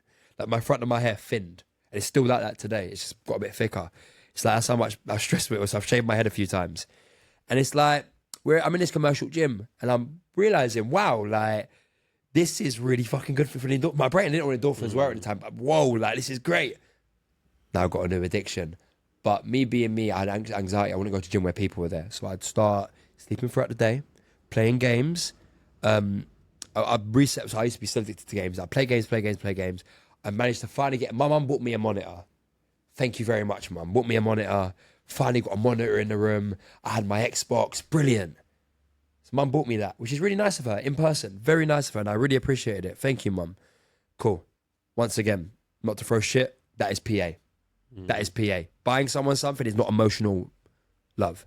And that's where I think my complacency came from. Got the monitor, I'm playing games. I've now got a sleep schedule like I'm in America. So I'm getting up at like 11 p.m., 10 p.m., going to the gym, eating food, going to the gym, pumping till 1, 2, 3 in the morning. There's a studio there, so I'm opening the studio, putting the clips to the Bluetooth. No one in the gym. I'm doing what I want. Working out, doing it, whatever. It's great. Then people are starting to clock me going to the gym. There's a guy called, I won't say his name because it's his thing as well. But there was a guy who was taking Xanax, everything under the sun, cocaine, everything under the sun, everything like it, Benzocaine, everything. He was just taking everything. And it's like, he had a lot of problems. And he started coming gym with me. And it's like, he got to the point now where he's going gym more than me. I'm like, bro, like, what do? He's like, I'm in the gym. Fucking hell, you're not smoking a joint? Nah, I ain't smoked, sniffed or nothing today. That's where it started, I think. The moment I saw that guy used me as a stepping stone to go do that, I was like, wow. There's a boxing bag in the gym. Now we go to the second part. There's a boxing bag. And I'm thinking, let me hit that bag. I've done a charity fight years ago. Let me hit the bag. Hitting the bag. And it gets to the point now where I'm hitting it every day. The bag breaks off the fucking wall. The bag breaks off the bag. There's one bag and the bag breaks. I've emailed them, fix the bag. And then I'm talking to my friend Mick from college. And he's like, I do this unlicensed fighting. This is before Wardley, so there's no thing. It wasn't classed as semi-pro. There's an argument semi-pro, whatever, but that's not a conversation for this. But unlicensed boxing, it's like, yeah, you should get. I had the idea that if you boxed, someone's gonna see you, be like, wow, you got talent. Let me put you on a pedestal. Let me help you. No, that's not how it works. You have to graft your bollocks off, or you have to be from a silver spoon background or a boxing family. I'm from neither. I graft. So I've done this, and I'm like, do you know what? What gym do you train at, Mick? I train at West Arts ABC. Amateur club, a lot of young kids there. Big respect to Saud. Saud's an amazing guy. Good environment for the kids. And it's like, it's a primarily like Muslim gym, respectfully. And going down there, I'm sparring with the amateurs, and I can't lie, I'm enjoying it. I'm really enjoying it. I started finding my outlet. I clocked every time I hit the bag, every time I lifted a weight, it was like, wow, it felt like something was lifting this barrier, this pressure in the back of my skull. Because not to jump back too far, I had days where I'd called the crisis team saying I feel like my head's going to explode. I feel like there's pressure in my head. And I don't know, it's tension headaches, but I never knew what they were. I thought there was like something wrong with my brain. I thought I was going to bleed out my ears. I was like, that's stupid back then. Like, there was pressure here, and it was so much that I was stressing myself out. Like, yeah. And it was like, I never once felt a sense of calmness, unless I smoked weed, for instance. Even then, I'd feel high. I wouldn't feel calm. And it's like, I felt a sense of calmness when I was sitting in the back, when I was in the gym, and I kept seeing people there, and I started making friends. And then it was like, this is what I want to do. And then my friend MK was the first one who walked in there with me on the gym. I was like, you know, let me change my body. And I started slowly ever seeing results. Like, I wouldn't say I was insecure, but I was a skinny person, like really skinny. And it's like, I was training. And then I finally, like, I started going gym there still. And then because obviously I didn't have much money, I was only working at Topgolf, I started going West Arts ABC for one session a week. And then I finally heard about Fight Zumi. And I'm going to give a shout out to Miko, because without Miko, I'd have no idea. Miko is the owner of Fight Zumi. Without him, I'd have no idea how this game works fully. He was the first person to ever be like, even though, I put it in an aspect, say for instance, if I could get you 10 grand and you're a greedy promoter, he would prioritize my health over any of that. And I don't know what he saw in me, but Miko, I'm proud to call a friend. And he helped me a lot. When I had my first fight, I was first in a guy called Dennis. He was a very well built individual. He was built and he was scary looking, I'll be real. But I'd never got in a ring before, properly in a fight. And I went in the deep end, brother. I went to the Queen's Mother Sports Centre in front of over 1,000 people. First ever time, minus the white collar, being in a ring. 12-ounce gloves, no headgear. And I've gone in there. I lost my first fight via points. The guy even told me, you should have won that. Even though my opponent said, he's a cocky guy. How many rounds did you do? 3. 3 rounds. Points. Lost on points. I tell you the reason I didn't win. Didn't understand it. I thought, you hit someone hard enough, you win. No, you have to points. I rocked him off his feet completely. I uppercutted him off the ropes, took him off his feet. If I would have pressed it, he was like, whoa. If I would have pressed it, I would have won, but it comes to experience. And for the first time, bearing in mind, I was doing the mental health journey slightly. No, I wasn't doing the mental health journey then, but it was more like I was talking on like, cool, I'm Koza. I found boxing as a productive outlet. I never had it as in, I want to help others. It was, I explained why I am doing this. And it was like 55 people I managed to get to my first ever fight. 55 people. My mum came, like her friends came, my mum's friends came, my little brothers came, my friend Jordan came, like I can't even, it's overstimulating, but there was so many people. My friend Brandon from school, Dennis came, Ryan came, like I don't want to miss anyone, but everyone knows who was there. And it was just like, bro, I walked on that stage and I nearly cried. As soon as fuck the opponent, I'm looking around, I'm like, thank you everyone for being here. Like, it is one of the happiest moments of my life. I looked around and I saw people who would never be in the same room if it wasn't for me. And I was like, whoa, like, I am proud to be me. And that's the first time in my life I've ever said, I am proud to be me. I have purpose. I lost that fight. It fucking broke me. So I ran around another 5K. And I kept consistent. I had my other fight booked in. I've now transitioned to jab boxing. Big shout out to Joshua Burnham for giving me the environment, for giving everyone the environment to train. Josh has a story of his own, which I hope one day I can bring him here for you to talk about. Put me in touch, man. Honestly, man, I think that would be a good. I don't know much of his story, but from the brief bits I've heard, you're a fucking inspiration, brother. And it's like, Josh was an ex-pro. I don't know too much. I haven't looked too much in job, but he got CT early in his career and then put everything, all the power and all the aspiration he had into building boxes and building a gym. And now he has a gym, which Salt Pappy trained that, for instance. Like, he was training Salt Pappy for the Tony Ferguson fight. And it's like, wow, went into jab, still a beginner, lost my first fight. I'm now having a second fight now, and I'm with another partner. She was okay. She had a lot of problems. Same thing, another BPD. I don't know why, but I feel like with my traumas and my my needs. I feel like I attract people. It's like broken bird syndrome, because I can't fix myself, I try to fix others, but it's subconscious. I feel like a lot of things people don't remember is we do a lot of things, decisions subconsciously, and we think, why the fuck did I do that? Because it's not within our control. It's that little back, it's like the crane operator in the back of our head. Do you know what I mean? And I was with her, I was a little bit stressed in that, but if I'm honest with you, it came down to mental preparedness. I lost that fight on points. My dad came to watch the fight. My mum, I've not seen my dad and my mum since my dad really hit my mum hit my dad. My dad hit my mum, kind of thing, properly in the same room. I look to my right, I've come out, I'm ready. I'm still bugging a bit. Bearing in mind, in the camp, I'm panicking about everything. I've not got a manager, I've not got a nutrition, I've got nothing. I'm like, fuck, I need to be on weight. I made weight. And it's like, every little inconvenience, I can stub my toe, I'm breaking down over it, because I think like, I'm so over nervous and everything. These emotions are so much for me. I'm overstimulated that like, it fucked me a bit. And it made me into a very horrible person. So I really appreciate everyone who was around for my first camp. Josh, not Joshua Burnham, Joshua Tobin, one of my best friends. He's still around for me to this day. He, I don't know why I cry about it. Do you know what it is? I feel like because I'm actually finally looking upon them emotions and looking at the way I may have came across and looking at I'm grateful. I'm grateful to the people who have stuck by me throughout this journey. Everyone. And it's like Josh, for instance, I was a bastard to him. Not anything bad, but why would he want to be around me? I was fuck off, this, that. My friend Taylor, my friend Mikhail, like all of these people around me in my first camp, like I was horrible.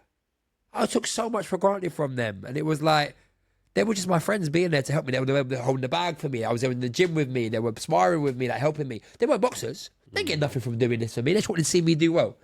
And I love all of them for this. And they're still with me to this day. Like MK does his own thing. Taylor does his own thing. Josh is still with me to this day. Josh drives me to every single event. He would have drove me here today if he wasn't working. My partner drove me here. Do you know what I mean? Like, I big up Joshua Toby, man. I love you, brother. And I don't tell you enough. I love you, bro. You helped me a lot. Without him, I don't think most of this stuff would have been possible in the early days. Like, I have my partner now who does the majority of everything for me. But without Josh, I don't think I'd be able in a position He took me to every promo, every fight, everything I needed to do, he takes me there. I'm glad to hear you got that circle, man. And I'll be honest with you, circle's so important. Yeah. I mean, I'd obviously privileged to meet your lovely partner when you came in, who sat just off camera. She is amazing. So yeah, with everything you've told me, mate, I'm just glad to hear that you've got that. You've got that support, the right support. You've got that friend. It's about filtering correctly. I feel like these experiences help you filter people as well. That's the thing that many people have is a filter for people in your circle. Your circle influences you a lot more than you realize. Like, I lost a lot of friends when I started taking this career seriously. And it's like, so I'm sorry, my bad, I went off track of there. So when I started leveling up, after I lost the first fight, there were some people like, you lost that fight, I'm not going to watch you again. Fair enough, man, that hurt me a lot because I didn't know how it worked in this game. I lost my second fight. I just started gaining. My friend Anton taught me how to be spiteful. He's not a pat on the back, he's a slap in the face kind of friend. Fix up, work. Why are you being nice to this guy? Every time I'm sorry, inspiring. And it's like, bro, this guy wants to kill you. Why are you being nice to him? And it's like, it took me so long to unlock that level of And it's like, and I lost that second fight. I saw my dad behind my mum. I don't agree with this, and I've always told my dad, I really am pissed off he done this. He shouldn't have been behind my mum. After he had his stroke and everything, seeing my dad, seeing my mum, I went, I'm sorry. And you can see me mouth it on the camera. When I've gone in that ring, I've looked and I've gone, I'm sorry. I'm like, what the fuck? Bro, I lost that fight. I didn't get hurt, but no focus. Stupid. Fighting a southpaw who is much shitter than me. No offense to the guy, but he's not a fighter. I lost that fight. But I'm not religious, but there is something up there that is putting me on paths, because if I don't lose that fight, I wouldn't be sitting here. In a sense of like, I wouldn't have took this shit so seriously. Like, after losing that fight, bro, I went to war. I was in the gym. Josh got me a fob to the gym, which, thank you. That was the turning point where it was like, I'm so happy I got trusted. I felt like I belong somewhere. I'm going into a gym. I've got keys to a gym. Rather than begging, oh, when can I train here? Or who's going to train with me? I've got keys to go on my own. I've trained there. John, can I get a key? I like training at night. Of course you can, mate. You've been here long enough. Done. There's a fob. Gone into the gym, mate. It's like, there's videos on my Instagram you'll see. and little reels and that. 1, 2, 3, 4 a.m. 9:45 till 3 a.m., 2 a.m., 1 a.m. I'm working, bro. I'm training. Whether that be incorrect training or not, I'm still doing something. I'm training. I'm running 5Ks. I'm running 10Ks. I'm training. Then I met my coach, Vasily. But sorry, I forgot one person throughout this thing. I'll just quickly. Ilgi, thank you so much. Ilgi was in my corner. She took me on 2 weeks' notice. No idea who the hell I was. She's another Turkish lady. She took me on, and she is one of my closest friends to this day. Big up Ilgi the Turk. She is the second, I think the only second ever, number 2 in the UK, sorry, as in there's only another one, cut woman.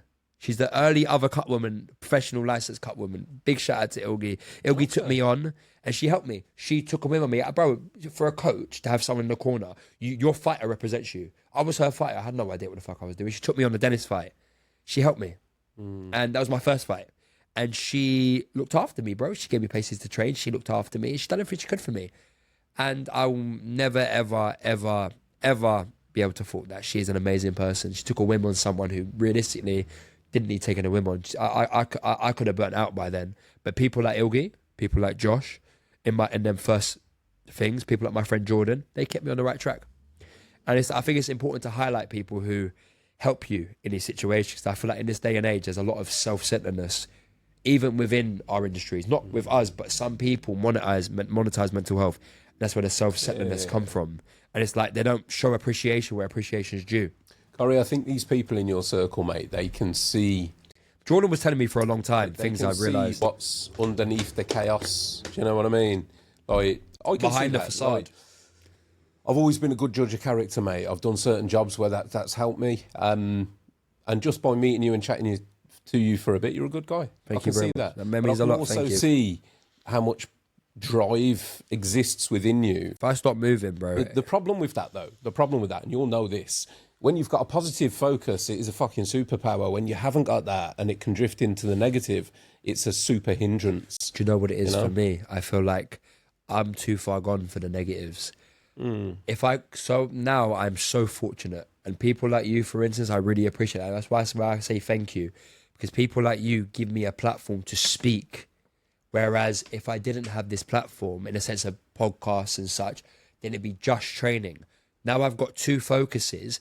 There's no way of me going backwards, because if I can't train, I can go on a pod. If I can't go on a pod, I can train. Mate, you've got much value to give, though, Corrie. And you bounce. That's exactly. That means a lot.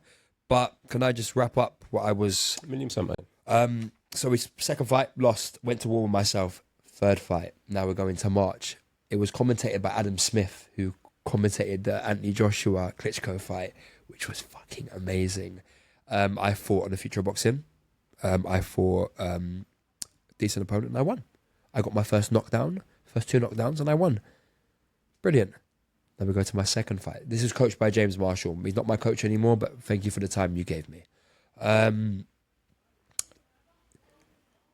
Future boxing was the second. My bad. Sorry.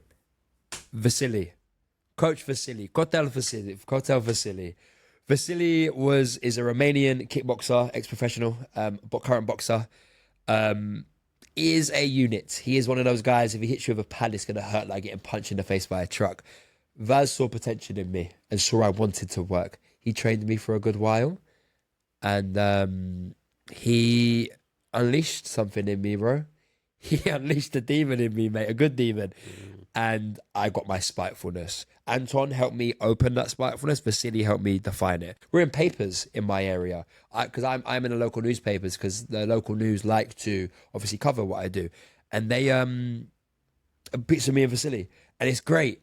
Unfortunately, due to reasons which it's his life, not mine. He's no longer my coach. It would have been great if he was, but that's out of my control. I had my first fight before the future, my first win on Marshall Promotions, which is James's promotions. My opponent turned up and left. He was scared. He actually told me, respect, this is all due respect, by the way, you're a scary guy. I bottled it, fair enough. I mean, mate, I was ready to kill. Because I lost them last fights, this is my opportunity to prove. And there's people I know there. It was in St. Albans, around the corner from me, from my gym. And I won. I broke the guy's nose in the first round. And we went to 3 rounds, and I was completely dominated the whole fight. Got hit once, barely. Movement on point, everything on point. I won that fight. big up Vasily picked me up into the air. There's videos of it. And bro, honestly, I could never ever appreciate someone as much as I appreciated that moment. That moment for me was the moment I won. And it was like, I'm in the front of people, I'm in the ring, I'm jumping on my toes, I'm going like this, like jumping, because I was so happy that I finally did it. I finally won. And then we go to the week later, exactly a week later, I had another fight. After a week. Brother, do you know what it is? This year I wanted to do 10 fights. It just became unrealistic after realising having that fight, 12-ounce gloves, bearing in mind, no headgear, then having that fight and winning that fight, it does take a toll on you. That explosiveness takes a toll. And then I was meant to fight again. Okay, let me think. Sorry, March. Okay, I was meant to fight again, but Fight Zumi promo was starting. So I was meant to fight on the York Hall show in May on the jab boxing. I didn't because Zumi was November. Sorry, Zumi was July. November is coming up. I'm getting confused. Zumi was July. So, what was it? Sorry. What was it? I said I couldn't do the home show, so I'm training. I'm going around different coaches, whatever. I missed one coach out. John O'Drew, thank you for your time. Obviously, I don't want to miss anyone out. We've been talking about this. John O, thank you for your time and coaching. You're still my friend to this day. We go sauna together. He's a great guy. Taught me what I needed to know. Obviously, I wasn't mentally strong enough when he was coaching me for that second fight. So it's no fault of his. It's just the situation wasn't the situation. Do you know what I mean? We go now to July. 1 March. That's July this year? Yeah. 4th of July. And now's my time, man. Now's my time. I've been warring. I've been sparring. I've been warring. And I'm so excited. Like, you can see it in my face. I was so excited. Miko was like, mate, it's your time, brother. Get it done. I fought Luke Freeman. Luke Freeman's a decorated fighter. I don't know how many fights. Obviously, he's quite known in the scene. I won in 40 seconds. I don't know if I was told I broke his floating rib within 40. First knockdown within 10 seconds. Not even 10. I'll show you the video after this. 3-4 hits followed by a flurry. He's on the floor. Got back up. Hit with a body shot. He's gone down. 10 count. Wow. And if I'm honest, I was so proud of myself. Like, so you went 0-2 and now you're on a 3-fight win. I went 0-2, 3-fight win streak within a week of each other, 2 wins. And then I went, 3. Fair play, man. Yeah, man. And then that's my win on Fight Zumi. But Zumi meant a lot to me. And this is where we're going to go back into a bit more emotional side. So I decided to cut Mum off. Mum gets a free ticket. Big respect to Miko. That's Mum, free ticket. VIP. Bearing in mind, these tickets are £65 a pop. And I've got guests. Like, I sell, not to big myself up, a good amount of tickets. And it's like, bro, if I'm selling 50 tickets as an unknown fighter, no one knows me, never won a fight, never lost a fight. Imagine my potential. Imagine my potential when I'm winning. Cool. And bearing in mind, I didn't have my, what's it called? I didn't have my mental health platform on them first fight. Or really, I had it on the second fight-ish. Had an interview with Charles Sal. Charles Sal, he's on YouTube quite a bit. He's big on YouTube. He's a Cuban boxer out of Awafi, Brixton. He's a great guy, and he's quite a high-profile individual. And he's done our interviews. And I remember doing the promo for Fight Zumi, and I said to Miko, I was like, I want to highlight how boxing helped me survive. Like, boxing is medicine. Rather than my medication, boxing was my medicine. And I wanted to highlight that for people. And now I'll pick this up. I've got one person, Harvey. During my second fight, my interviews, we had sparring tryouts. And I met Harvey. Harvey is schizophrenic. Harvey he lives in a church. Harvey was a very troubled individual. And I went down there with my friend Josh. And we were sparring trials. And I was sparring. I see this guy sitting there. He looks really unsure of himself. And obviously, this is, I started the mental health journey a little bit, as in boxing is medicine, start boxing, one of them ones, but I never actually spoke about anything. And Harvey, I'm not meant to be here, he's telling me, he's like, I'm meant to be here, I'm shit, I'm this. I went, brother, what's that? It's a door. I went, do you know 80% of people want to walk through that door? We're in a gym. He went, what do you mean? I went, brother, 80% of people ain't got the bollocks to walk through them doors. You're meant to be here, brother. You're meant to be here.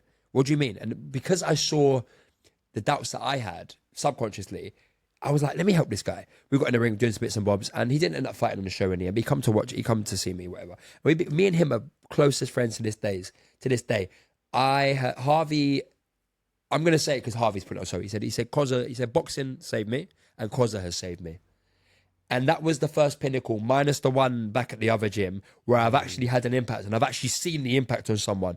When we had the James Marshall show, I don't want to talk shit on promotions, but Harvey said to me, I really want to fight Corrie, but he doesn't want to put the preparation, he just wants to fight. So I've gone, okay, it's not a good idea, Harvey, because it's not. You're going to do a day's notice.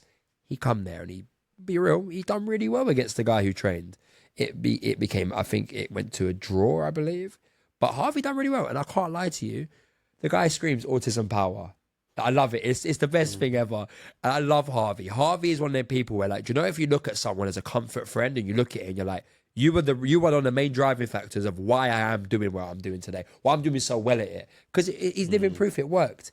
Like, looking at him, like, he was like, mate, I go through dark times, but bro, when I call you, I feel better. And it's like, it's the pinnacle of speaking to someone. And it's like, in that gym, Harvey went away that day and was like, bro, you changed my life. And I never deeped it until up until when I started winning again, to be like, do you know what? I actually did something for someone.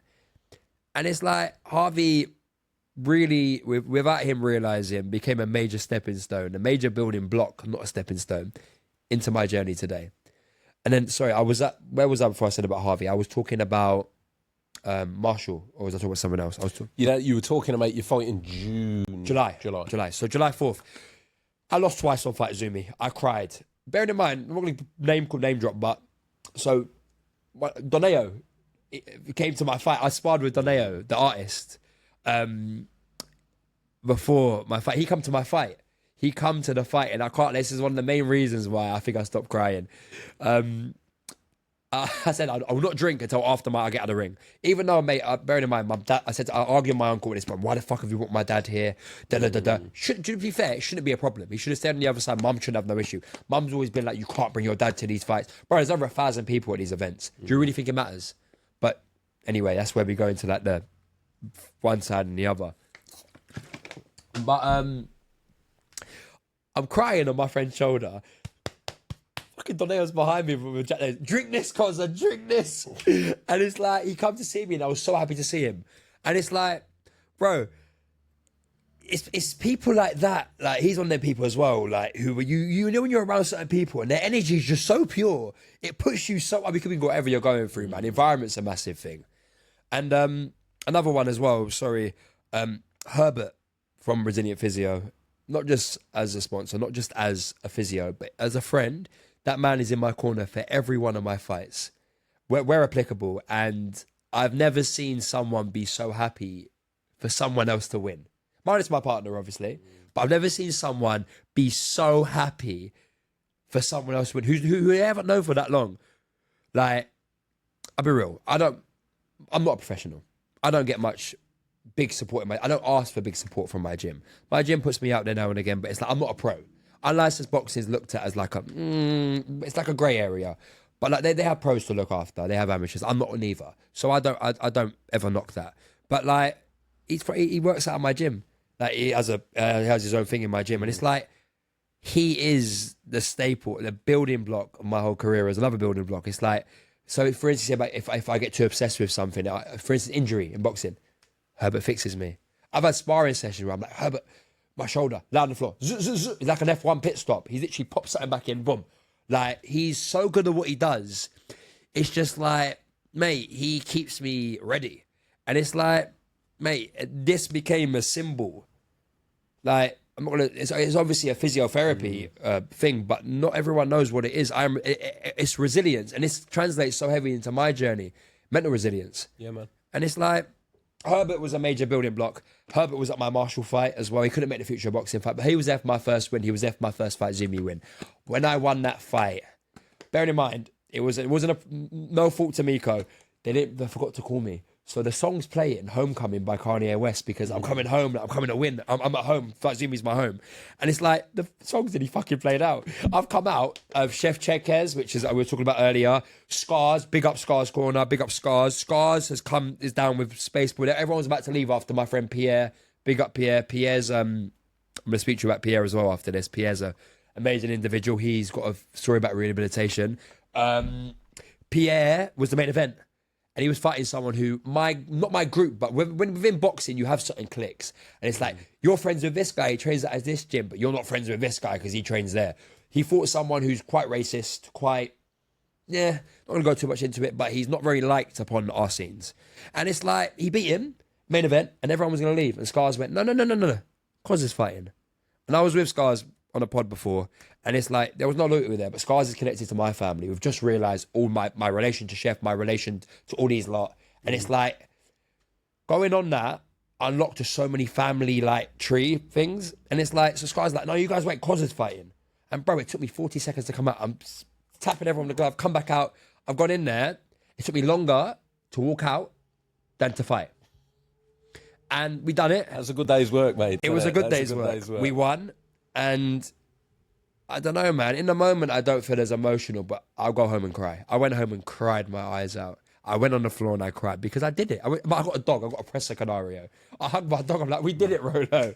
Like, it sounds so stupid. It's not even stupid, but I'm proud of myself. I done what I aim. And now I've got a title eliminator coming up. And then I'm fighting at York Hall, hopefully. Don't hold me to that. I might get in trouble for that. But I'm potentially fighting at York Hall. But either way, I'm fighting on Zumi. And I'm fighting for a title eliminator. And then I'm fighting for a belt. Like, bro, I can't lie to you, mate. Like, last year, I thought I could never do it. I thought I'm going to lose. I'm going to work, but I'm going to lose. I'm not cut out for this. So I unlocked my spitefulness. And now, this journey is so mental health, boxing. It's that zigzag upward motion where, like, mate. So what's the dream then, Corrie? The dream. When boxing... So I've always been a big combat sports fan, mate. I've followed boxing. I've been a big MMA fan. Currently, I think more because of the guests I've had on, I've drifted into the bare knuckle scene. Still follow bare knuckle. Still follow boxing. MMA a lot. I have to bring you back to the boxing side, man. With boxing though, mate, there's this surge of unlicensed and that. Fabio Wardley is the reason for that, I believe. But you've got the likes of like Guerrilla Promotions, Misfits, all this kind of like big money, big views. I'm not going to big them up. This isn't controversial, whatever, but it's like there's certain promotions that monetize certain levels that will influence the boxing. Something like Grilla, big up. Something like Misfits is setting the way for people who I don't agree with it. I'll be real with you. I don't agree with this influencer boxing. But I spoke to someone the other day. I'm not going to name him because there's no need to. But I spoke to him already. Some of these main cards, like Jordan McCann versus Big Stacks. But listen. Yeah. Let me educate you on something. You do realise why they're doing this. Them two are not boxers. They're both shit. Oh, of course, man. They're raking it. But imagine I've got an undercard on there. Yeah. So where's my portfolio coming from? Do you see why they're doing this now? Yeah. So on the other hand, I can now because I had this conversation with someone who fights on Misfits, he actually educated me on like you are classed as an influencer. I'm not an influencer. You're a mental health. I'm not. Because I don't class myself as that, doesn't mean I don't have influence on people. We have influence on people. We are mental health advocates. How you class yourself? I'm the same, mate. People talk that word. I hate that word. Yeah, same. Because mate, it carries certain levels of, what's the word? Like, the word for me is derogatory, bro. It feels like it's encased in ego. That's what the problem with influencer. But when you become a public figure, maybe that's a better word. That's a better word. Public figure. So what my question to you was going to be... My dream. With where you're going, like, do you want to go amateur pro or do you want to go into the bigger levels of unlicensed? Do you know what? People are going to see this, so I'll talk. If anyone wants to... When I finish this year, my first and foremost thing, I'm getting a belt on Fight Zumi. Until that belt is raised, I could be offered a Gorilla Promotions 200k fight, 400. I won't take it. I am autistic, and I know what I want. I want to raise that title and Fight Zumi. I want to finally get a picture with Miko because he keeps avoiding the pictures. And if I'm honest, mate, until that happens, no, nothing else. But I have two options. I either want to go through the professional route, which I will be the go to go unless I get another alternate offer. My main goal is to go professional. I want to open a gym one day. I want to teach adaptive boxing, people with disabilities. I want to do it as well as a youth-funded project. So you have amnesty bins outside and such. I want to have everything. I want to cover every single base of the mental health aspect. I want to cover self-defense for women. I want to cover like people with anxiety who are scared to go to gym. I want to cover people who have got certain inabilities. I want to cover people with learning difficulties. I want to do everything. I want to own a gym that has enough. This is a dream of mine. That has enough facilities to cater for all those little different, all of little like circles, but it'll come as one. And I want to do it so people have what I wish I had, without having to go through the mud to get it. Boxing is an expensive sport. Most gyms are £80+ a month. Don't get me wrong, it's worth it. My gym's worth it because of the amount I'm there. But making money is hard nowadays, especially with the cost of living nowadays. It's difficult. So to overall my dream, I want to help people. That's it. I just want to help people. I want to do, if I could go back 10 years and just look at Corrie and be like, if you were sitting, you and me, and I want to be able to look at me and be like, that's the guy I want to be like, or that's the guy who showed me it's possible. You're trying to be the person that you wish you had. Do you know at what? That age. Do you know, exactly. In general, do you know how I put it? I put it on a previous thing. It's like I'm constantly drowning, bro. I'm always going to have mental health. We're always going to have mental health. I'm always going to have levels of depression. I'm going to have ups and downs in life. But because I'm drowning, it's like, I've said this before and it'll be repeated. It's like I'm holding a beacon above my head and there's people over there. They haven't sunk yet. They're just on that cusp of the boat sinking, but it's not. And that sinking is that downward spiral, yeah? My downward spiral was obsessive over certain things and this and that and harming myself. Not physically, but like punching myself and such. I'll be real. That was my, like, when I got to, I'll be honest, sometimes it even happens to this day. If I get to the point of like really fucked up in my head, I'll punch myself once. It sounds really bad and I never condone this. But it's like, I'm going to be authentic with it. I have my struggles. I have my partner can tell you more than I could. And it's like, I have my problems and my struggles, but you know what? One thing I can say, I am nowhere near the fucking person I used to be. If I look back on myself, I wouldn't recognize me. If I went from there, if behind that curtain came me 10 years ago and looked at me, but like, who the fuck are you? How is that? My brain would fry because I would never think it'd be possible. I'd be sitting in these kind of environments. Mate, when I ever had my first ever interview with Castro Boxing, like, my dream was to go into a studio to even talk, not even about anything, just to talk, to be in his environment. I look at all these people online, I'm like, wow, like, now it's regular. Like, my dream is already coming true. I can't even say I haven't, you know what, to correct it, that's not my dream, that's my end goal. My dream's already come true, man. Like, I'm sitting across from you, I've got a great partner out there, I've got a great bunch of people around me, and you know what, I'm thankful to be here, because I might not have been. Mate, what you've achieved in a 18 year. months is exceptional, which is what I'm excited to see where you're going. You know, I can't wait to see what things. Like, for instance, like I got my first certificate the other day. I got certified with a charity, Men Against Anxiety and Depression. I got a certificate. Like, I don't think anyone knows. Like, that piece of paper probably means more to me than if someone said, "Here's 100K for your troubles." But that piece of paper had me in tears. Like, this shit means so much to me because, bro, without all of this, like boxing, mental health, avocation, I wouldn't have my purpose. And I finally found my direction in life. I can see that, man. I love it, man. And my dream's already coming true, bro. But yeah, I've got our next fight coming up. Hope unconfirmed, but November 21st, York Hall. Obviously, I'm going to extend an invite to you, whoever else. Man, that'd be amazing. But title elimination, if I'm honest, man, York Hall. Bethnal Green. It's just like, it's like life. I skipped 2 York Hall fights because I couldn't make it because I was in promo. And it's like life. And I said, I'm not religious, but something's guiding me, man. And I'm telling you, it's putting things in place for me at the right times. Like, everything's, it's like I've built the foundation. It's like someone's, rather than having the house by bricks, it's on a crane. And it's just dropped. The house has been built, bro. Do you know what, mate? I think once you make that turn, call it manifestation, call it energy. I never manifested though. It's just happened. But you've made the changes to allow those open doors to be walked through. Do you know what? You know what I mean? I said this. It's like last year when I first started, I was like, oh, like I'm a very not paranoid person, but I'm very honourable. I am a very honourable person. If someone has a problem with me, I'd rather you address it with me. So like, I always thought there was always things going behind closed doors. But I realised until I won, mate, Miko said this to me. He goes, brother, there's a lot of closed doors. The moment you start winning, doors will open. Brother, I booted them doors open head first. Every single one of those doors are now open. And the path I'm on, I'm just thankful for everyone being around on it. And I can't wait to show you guys. I say it every time. I can't wait to show you what's next, because every day, man, for me, I have no concept of time. Like, as you can probably tell, we've been here for how long? Mate, I said to you before, there's no time. No, but you know what I mean? So, I have no concept of time. I done a 10-kilometer run yesterday. For me, I don't feel like I've trained enough. That's a lot for a lot of people. It's like, I will always push myself, and every day I level up. Every single day, no matter what. Whether that be mentally, physically, anything. Mate, honestly, I'm the kind of person you are. I'm excited to see where you're going to go.